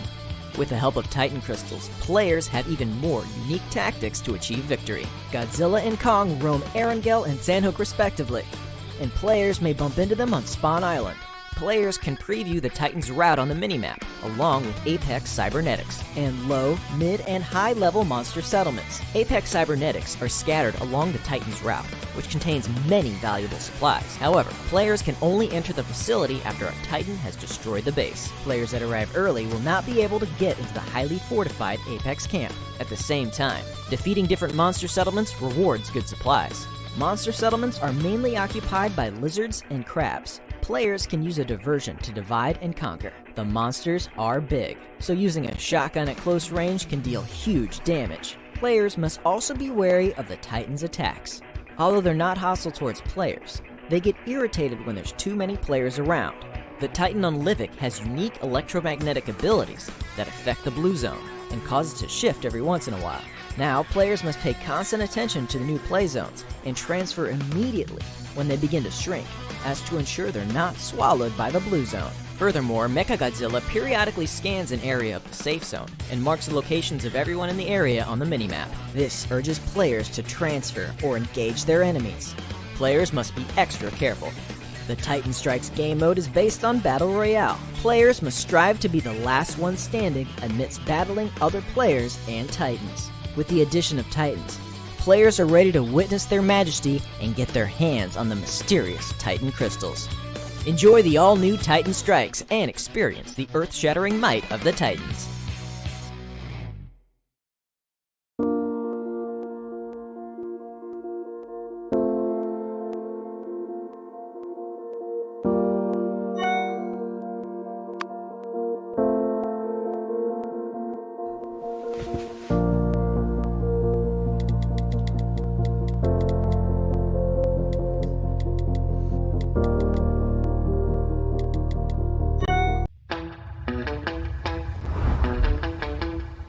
Are you keeping it real? I'm calling shotgun, wanna see my baby run. Oh, what's the word on the sea? Taking up the dust, if you know what I mean. We got a good thing going.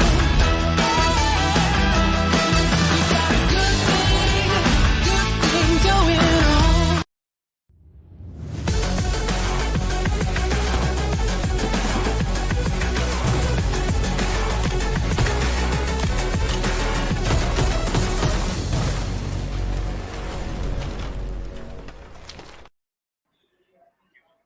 Hello and welcome to PUBG Mobile. This is the Campus Championship Finals of the Bangladesh region. $30,000 on the line. Day number 1. 4 games done. 1 more game remains, and it has been just guns blazing. A1 Esports through and through. But now is where things might just change. Maybe not, but things are certainly going to be changing for you lads sitting back at home, where you can certainly get that perfect, permanent profile icon for yourself, and all you need to do is jump into the game. If you're good, play 20 minutes minimum, right? You will get points basically as you play more and more and more, and 120 points you collect, and that is it. That is going to be yours, and you can very well flaunt amongst the entirety of your friends and circle. Dude, I supported them, and look what I got. Oh yes, and then you can get your hands on the permanent PMCC frame over there. That is the most exciting feature out there for me. But look at this. Once again, we are going into the game of Erangel with already 2 chicken dinners inside Erangel for A1 Esports. Are they going to complete the hat trick of Erangel? That is going to be the question. They have already got the hat trick of the chicken dinners, 3 chicken dinner out of the 4 games. But is A1 Esports going to end this day in the last and final game? It's been all about A1 Esports today, ain't it, Blotter? and I am really excited to see what are they going to accomplish in this last and final game as well. Absolutely. I mean, 1952 and A1 Esports. A1 Esports and 1952. But then again, you cannot really bring up 1952 like that because the difference in terms of the points is just so massive that it is most certainly, yes, A1 Esports' day. No two ways about it. But as we get busy with this game, let's see where the circle is going to be. What side is it going to be, and where exactly can we expect the curveball to be thrown when it comes to the circle altogether itself? Now, talking about an interesting turn of events when it comes to the military base, we are having a look at ABC going down there, but along with them is also going to be Bots in Pajamas, who are going to be moving down towards the Novorapnoy region. From the looks of it, we shall see. But the circle is on our screens, and the circle certainly has XBrothers in charge of the game for now. Yep. So in the opening game, we inside Erangel, we did have a western eastern circle. In the second of Erangel, we had a northern. So now to complete the cycle in the anti-clock direction, we have a western circle out here. So that has been the story for the first circle so far, and those are the patterns that the players are going to work. It's always a tricky and mind game that plays with the game of the IGL. That what is going to be the first circle, and here are a few facts and the few patterns that have been working here.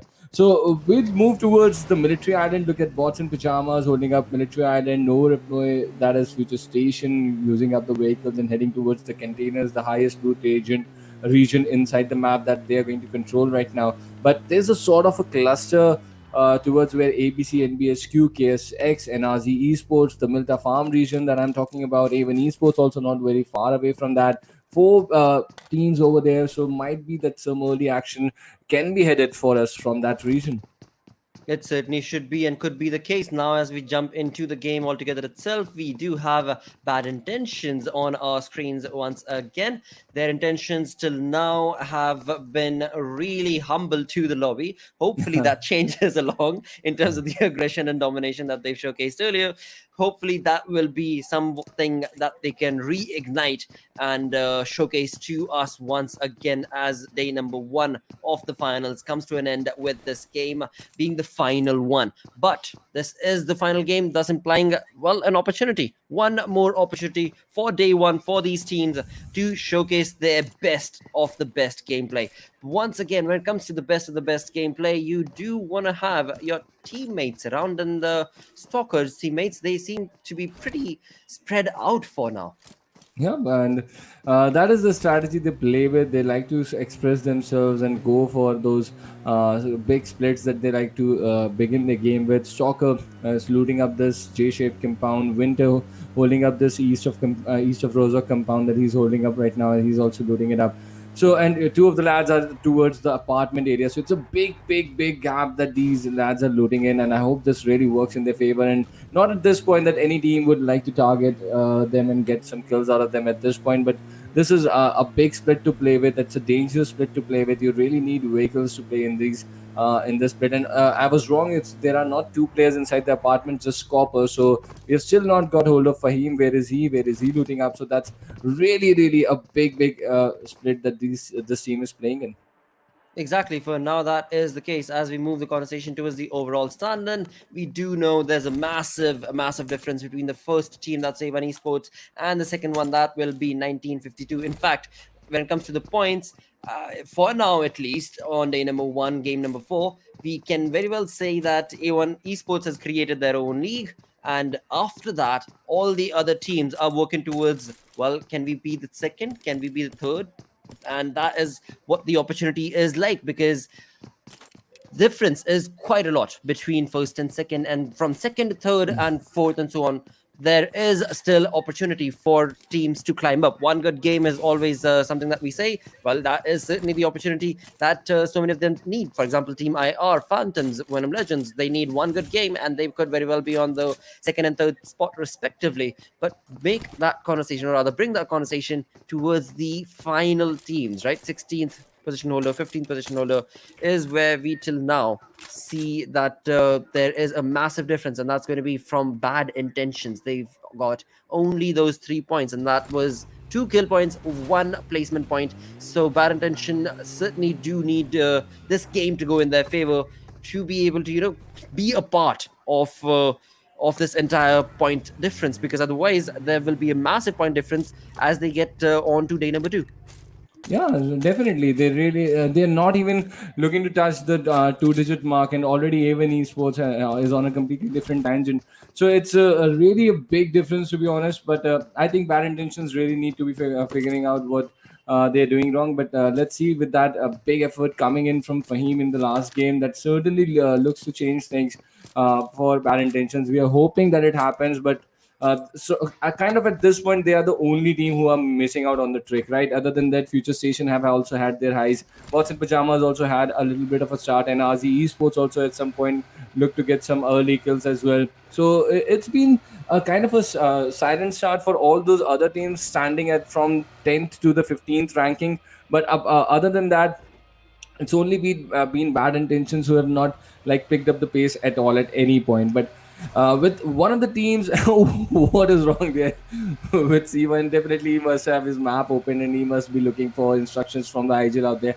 But with one of the team, coming back to the point, with one of the team getting the majority of the points, that is what Avon Esports is doing, right? It is not a big difference between the other teams, right? 19, look at the points for 1952 and look at the points for Exentric Infinity. That is the difference between #2 and #10. Only just 35 points, 33 points. That is the only difference between these two big numbers. So that is not a very big number to cover for all these teams. One good game and you can come up right inside the top 2, top 3, inside that podium finish after the day number 1. So it is very important for all these teams to realize the importance that they have not lost a lot. The cause has not been lost. There's still a lot of comebacks that are going to happen, and why not on the first day? So KSX, Exentric Infinity, even Infernal Parasites, if they can get a chicken dinner at this point, they will find themselves on a completely different aspect of the overall standings. Absolutely. We are 8 minutes in the final game, and till now we don't have teams that are overextending themselves. We've still got all 64 players. We haven't really seen any of these knocks being brought in as well, so that is interesting. They are taking the final game a bit more precariously, and that is a good thing. That is most certainly an important thing to be brought down to the gameplay, because after all, there's all the teams actually that are in the lobby know that when it comes to those skill departments, when it comes to the points, one or few of these teams are taking a bit too many of them, and that is some opportunity that they do not want to let go of. Now A1 Esports, the leaders of the lobby as of now, they are again really comfortable and they have the loot.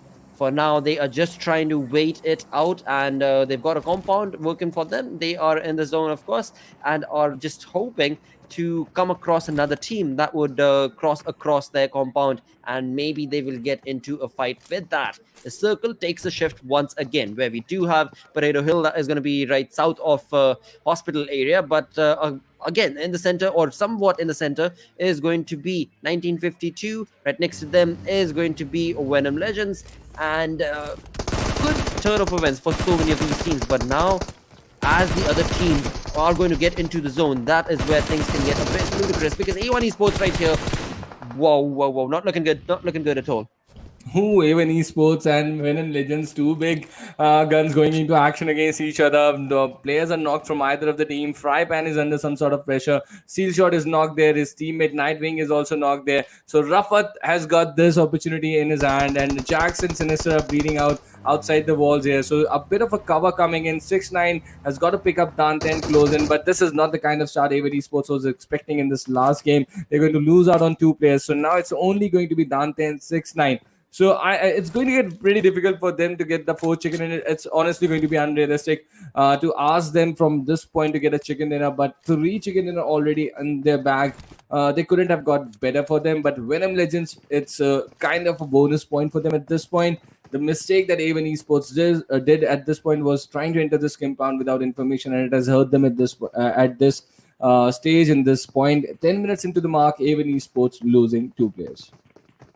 Well, GG indeed for the side of Venom Legends, because they have walked away with really 2 very, very important kills in the lobby. Because Sinister, we do know that in the lobby he was just taking and stealing so many kills from the other teams, and now Venom Legends has kind of equalized the playing field, the battleground itself, and now hopefully will try and get a few more of those kills and points for themselves. And with that, it is going to be ABC right here that is taking on a fight with NRZ's player as he finds himself down towards the sewer line, and right next to it all is going to be Bad Intentions. Bad Intentions, as we had discussed earlier, is a team that does need to step up a little bit more when it comes to the points that they need, when it comes to the aggression that they've got, but it is ABC who have the better half of this entire fight, where Bad Intention are going to just stay low and not even participate. Sure, and Raka getting hold of Tutul out of that moving and flying buggy, that would be, and it was pretty impressive knock coming in. Another point for ABCNBSQ. They're also looking good in the overall standings. I think they're inside the top 10 after a good last game. They were wiped off in seconds in that final circle in Sanhok. That was something that was sort of a nightmare situation for any IGL to be leading his team right into some massacre. But we'll certainly hope that NBSQ does not has the same fate once again inside any circle. But right now, we have outside ruins, outside these 5 houses, MARTYRS 1971 that are looking to approach, and by the hilt of thunder, I feel like that there was a knock over him. He's just been revived by his teammate and he's looking to pop in some meds over there, trying to get back. But MARTYRS 1971 trying to hold these ridges of ruins, and they are trying to put their vehicles into cover as well. So let's see what sort of an impact is MARTYRS 1971 going to make, and that usually depends upon the shift of the zone that is just upcoming. This third circle, where is it going to head? And it is going to head just towards the south of the Georgopol city area, with hospital being inside the zone on the northern edge and the Gatka city being apart towards the east. And all these teams are now going to head towards and hold those compounds that are on that road that is passing through the center of the circle, where you can see an airdrop as well. There are multiple compounds and concrete cover where these teams would be heading to now and trying to grab that concrete positions and important positions so that they can make an impact over the other teams trying to enter the zone as well. Right here, we do also see towards the southern side a rotation being made from the side of Bots and Pajamas as well as A1 Esports as players. They are going to get themselves acclimated so close to the edge of the zone. That's going to be A1 Esports. Conversation brought down towards Bots and Pajamas, who are down south of the location of A1 Esports, are looking pretty comfortable as they make that rotation with no other team around to contest. In fact, they might just have enough time to actually be able to loot that boxes, that crate as well. But now it is NRZ in our... Well, but this is just perfect. Bad Intentions finally taking a fight, and NRZ are the ones that decided to take a fight against. We did see NRZ was the one who was I think, in the sewer region, and right next to them was Bad Intentions, and it is something that I would love to be able to get down towards. Yep, Bad Intentions have moved on along. They've got that one defeat, and it is going to be NRZ that is at the receiving end. On the other tangent of this entire saga is going to be, well... 2 players that Bad Intentions have lost, but they have got 2 kills against their name. So it's an equal trade that they have executed at this point. Stalker and Copper being the 2 guys who are alive at this point. Just outside the Gatka region on these houses is where the fight has been executed. But FutureStation, they were third party in the last game in Sanhok. They have definitely heard these shots. They have decided not to third party this fight that is happening between Bad Intentions and TRZ Esports. So that is the change in that is a comparison in gameplay for FutureStation. But here we are, Bad Intentions still trying to get hold of that last player that TRZ Esports has inside these compounds. And I'd like to see if TRZ has this only 1 lad remaining, because with just 2 kills for TRZ, then TRZ must have lost their other player to any other team if Sajid is the last player. In the backdrop, you can see Exentric Infinity just towards in the frame. You can also see XBrothers.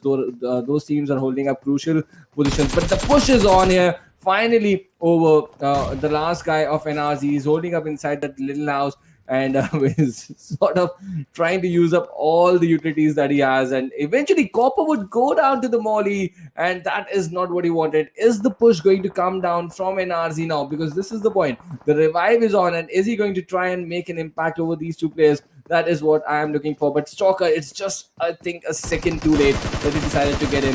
And now he's under pressure. He's damaged Sergeant. Now the 2 players are standing in front of him. And eventually, TRZ Esports got of the game. So 3 kills here for Bad Intentions out of this initial fight. And sort of they've got moving. They're moving from the mark. They were stuck for a very long time. and it's really good to see. But they lose, they really lose 2 players in this fight. That is not a good sign for them. But obviously, getting the winning a fight, that is going to do a huge amount of good to their morale.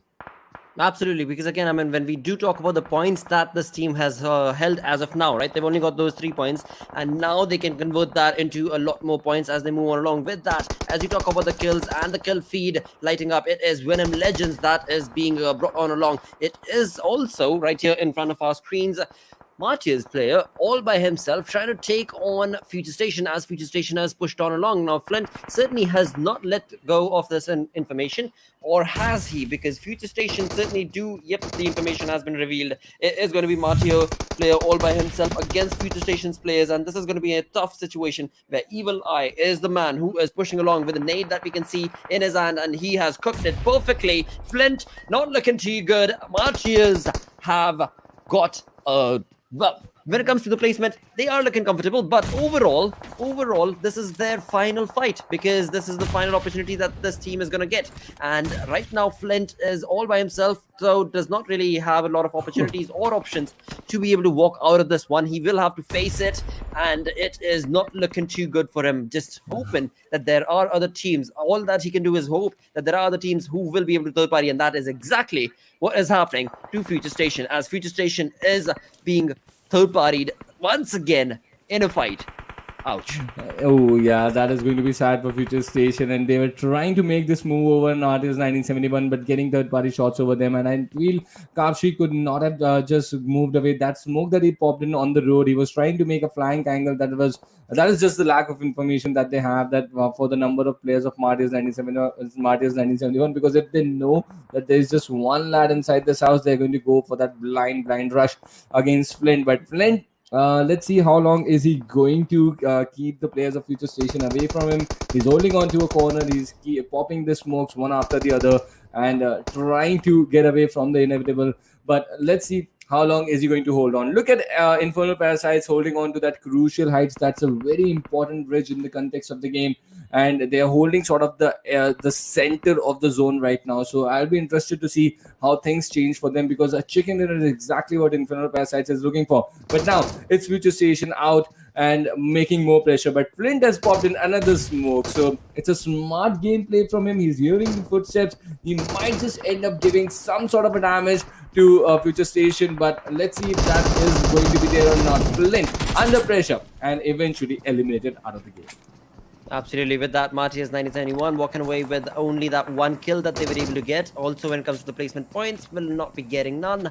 Move that towards FutureStation. They've got that one, but only one kill as of now. So as they move on along, they are certainly going to be looking forward to getting a lot more points, and right in front of them are their target, and that target is none other than Venom Legends, who have a compound to themselves. So to FutureStation, 4 versus 4 situation is what this could result into. But one thing that Venom Legend is not going to like is the fact that once again the circle, the zone, has outrun them. Wow. That is going to be a very interesting ship, to be honest. But I was hoping the ship to go out in the open. I was predicting it to go out in the open, but there are a few compounds now that are going to be part of this zone. So it's going to open up things a lot. The possibilities are going to open up for FutureStation to get a good game out of this one. But let's see if that happens or not. Phantom Esports, on the other hand, he's gone down to his teammates. Knight falling down to Shuvos. That is not what you expect when you're trying to push a team like TRZ in the vicinity. And look at that, they are hurting themselves. And Knight now with that molly is hurting Shuvo. What are you up to? Why are you hurting your own teammates with your own utilities? And that is not what you want to happen, what you want to see. And TRZ, they are definitely going to capitalize. But the big news at this point is that A1 Esports, they have been eliminated. The 2 lads who were remaining, Dante and 6ix9ine, they have fallen to the lads of 1952 and just become 2 kills in the tally for 1952 now. But what is wrong with Phantom Esports, Blotter? What are they doing?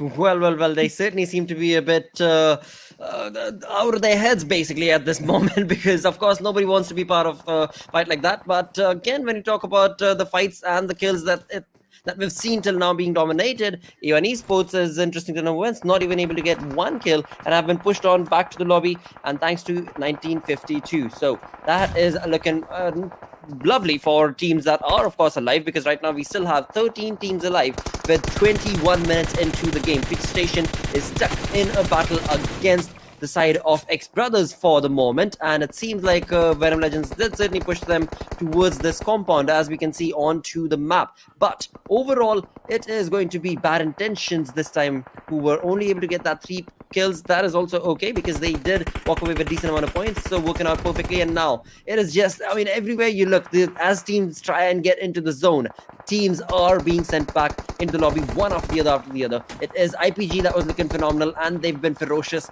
with those kills, finally showcasing that result in the kill feed. For some odd reason, we are those stuck with only FutureStation's Evil Eye. But 1952, after that attack on A1 Esports, they have got into the fight with Venom Legends. That is certainly an important fight in the context of the game, because the zone for the 5th circle is closing in at this point.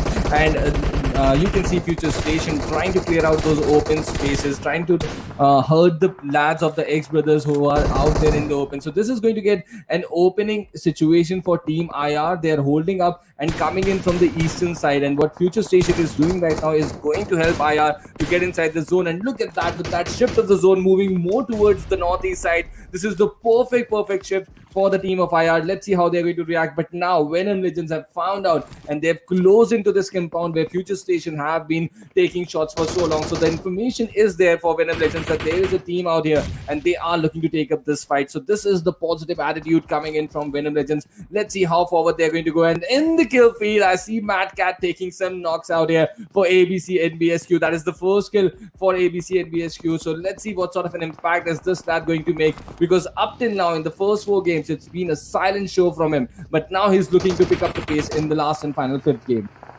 And that is going to be working in his favor, absolutely no question about it, because after all, that is where the team needs to be working towards and walking towards as well. With that, talking about walking, it is going to be FutureStation that is going to get out of this compound and walk themselves towards the center of the zone. We've already seen 2 of the lads who have already left the compound. It is going to be Badrev, who is moving and pushing on along to get himself into a decent placement of this zone. As they do so, all 4 members are still alive. None of those knocks have been confirmed into kills or points as of now for the side of FutureStation, but they are certainly getting a lot of those knocks, and that is looking perfect for them. That is what is resulting into them being a perfectly controlled team in this zone, and this is where they can very well eliminate the opportunity for teams like IR, for teams that is behind them like Venom Legends, for 1952. This is where finally FutureStation can come out of the grave that they are in when it comes to the overall standing.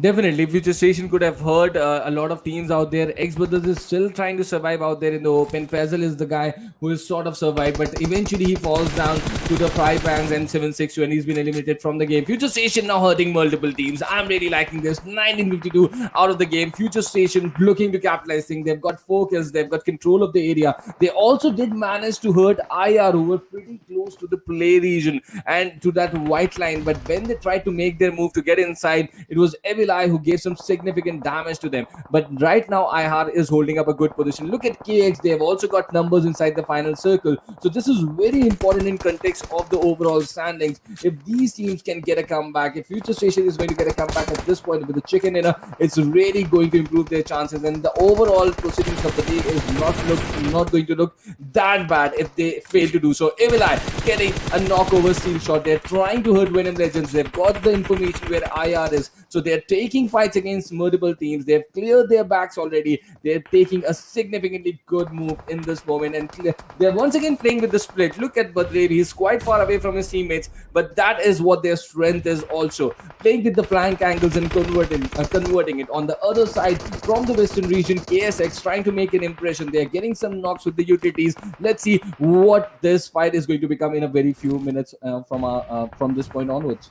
With that, Badrev, as you were just talking about it, on a flank angle, wanting to convert this into a completely different show, which is just an annihilation, is what he's talking about. And with that, bots and pajamas have been affected by Badrev's perfect molly. It is Shadat who was being burnt thanks to that molly. It is, of course, one more lad who is alive from the side of bots and pajamas. Move that conversation towards KSX. KSX all have 4 players alive. They've got all 4 players alive. Now see the impact of A1 Esports being sent back into the lobby early because you have such an active playing field right now where the kills are being shared amongst so many of these teams. I mean, Infernal Parasite have been taking kills ferociously since the past 5 minutes, which is phenomenal, which is just absolutely incredible because they have 11 kills right now from the looks of it.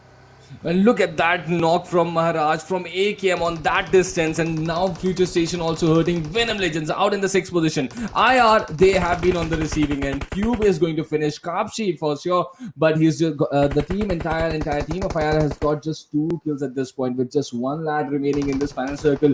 Let's see what is the fate for IR. They've got some decent points today, but they could have just used up this opportunity in the last game. Cubex eliminates Kapshi, that's in the kill feed. But now, let's see. KSX, 4 players inside the final circle. That is what they do when they get the chickens. Exactly what they are doing right now. But if he goes down to that 1v1 against Mehfooz is going to hurt him pretty bad. So now even they are down to a 3-man squad.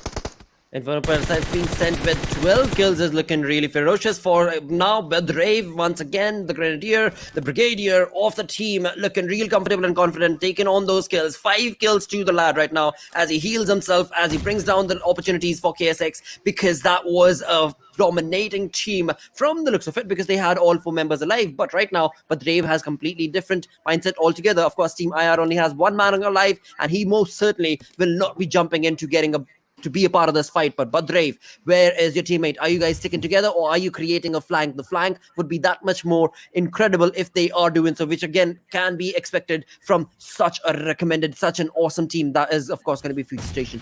5 kills already for Badrev. The confidence is there. We saw Kapshi making some good kills as well. So I would like to see what Badrev and Machine can do at this point, and what sort of an impact can Machine do, because he's just got 0 kills at this point. His waist is also damaged completely. He's just got a level 2 helmet to play with. So it's a difficult situation for him. But IR with just 1 lad remaining out there and no information whatsoever that these lads are giving right now.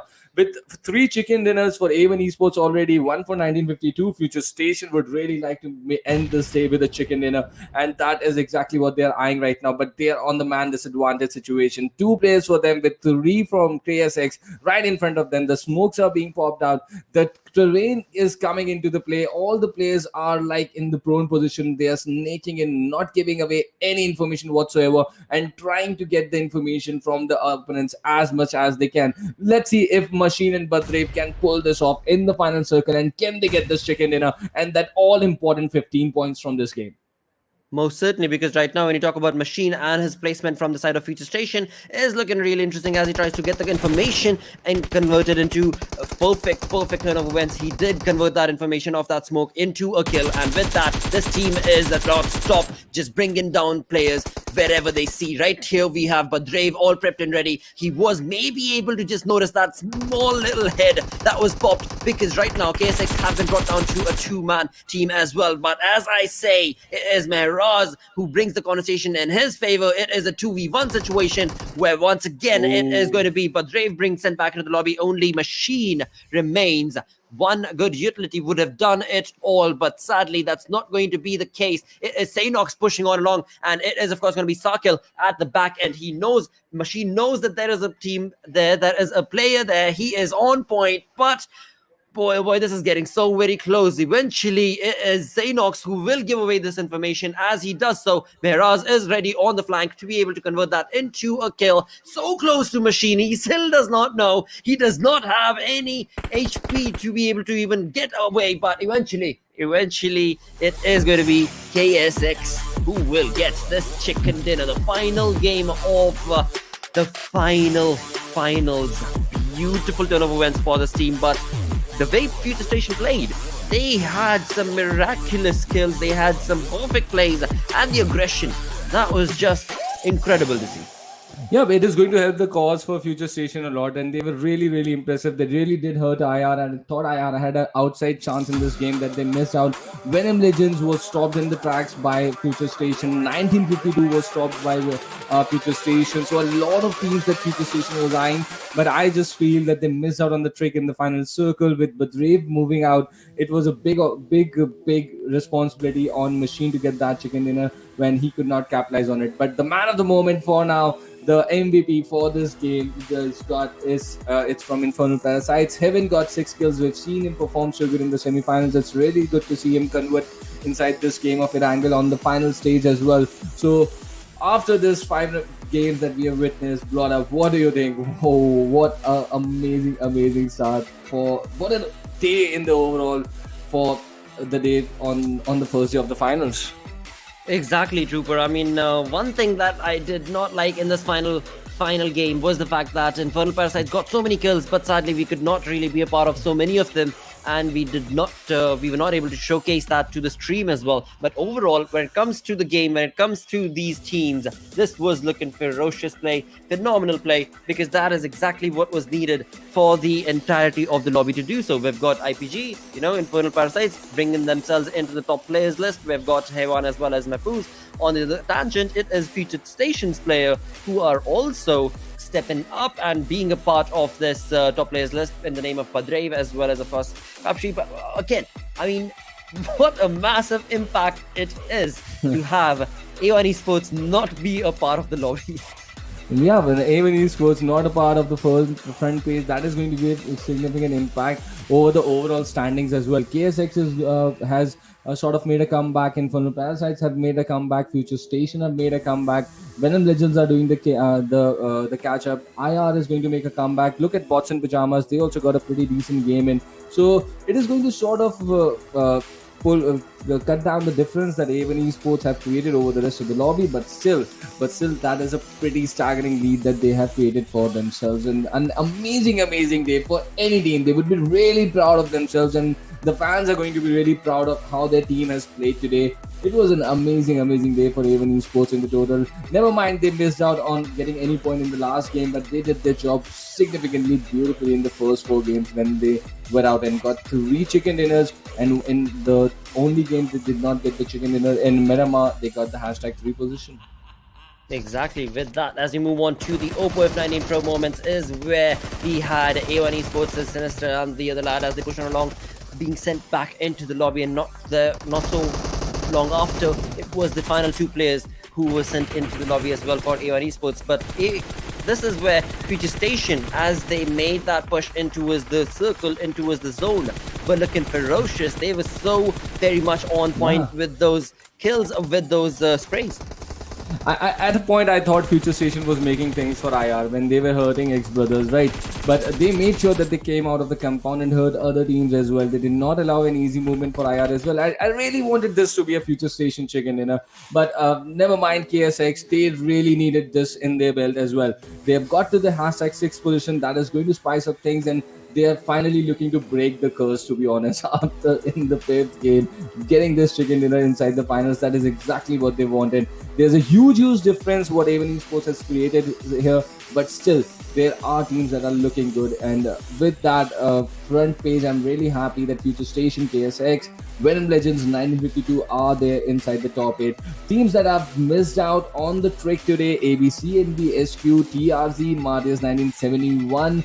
These are the teams, these 3 teams. I really hope that they would end up in the front page, but bad intentions. Oh, they really need to figure out what went wrong today. A lot of homework, the maximum amount of homework that some lads are going to take from here is going to be bad intentions.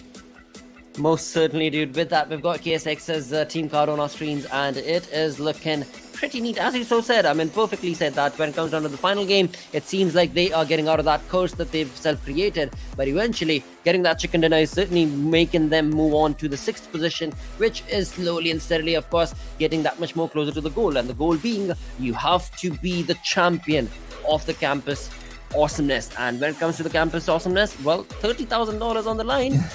Who would not want to be a part of it? $10,000 that you can walk away with.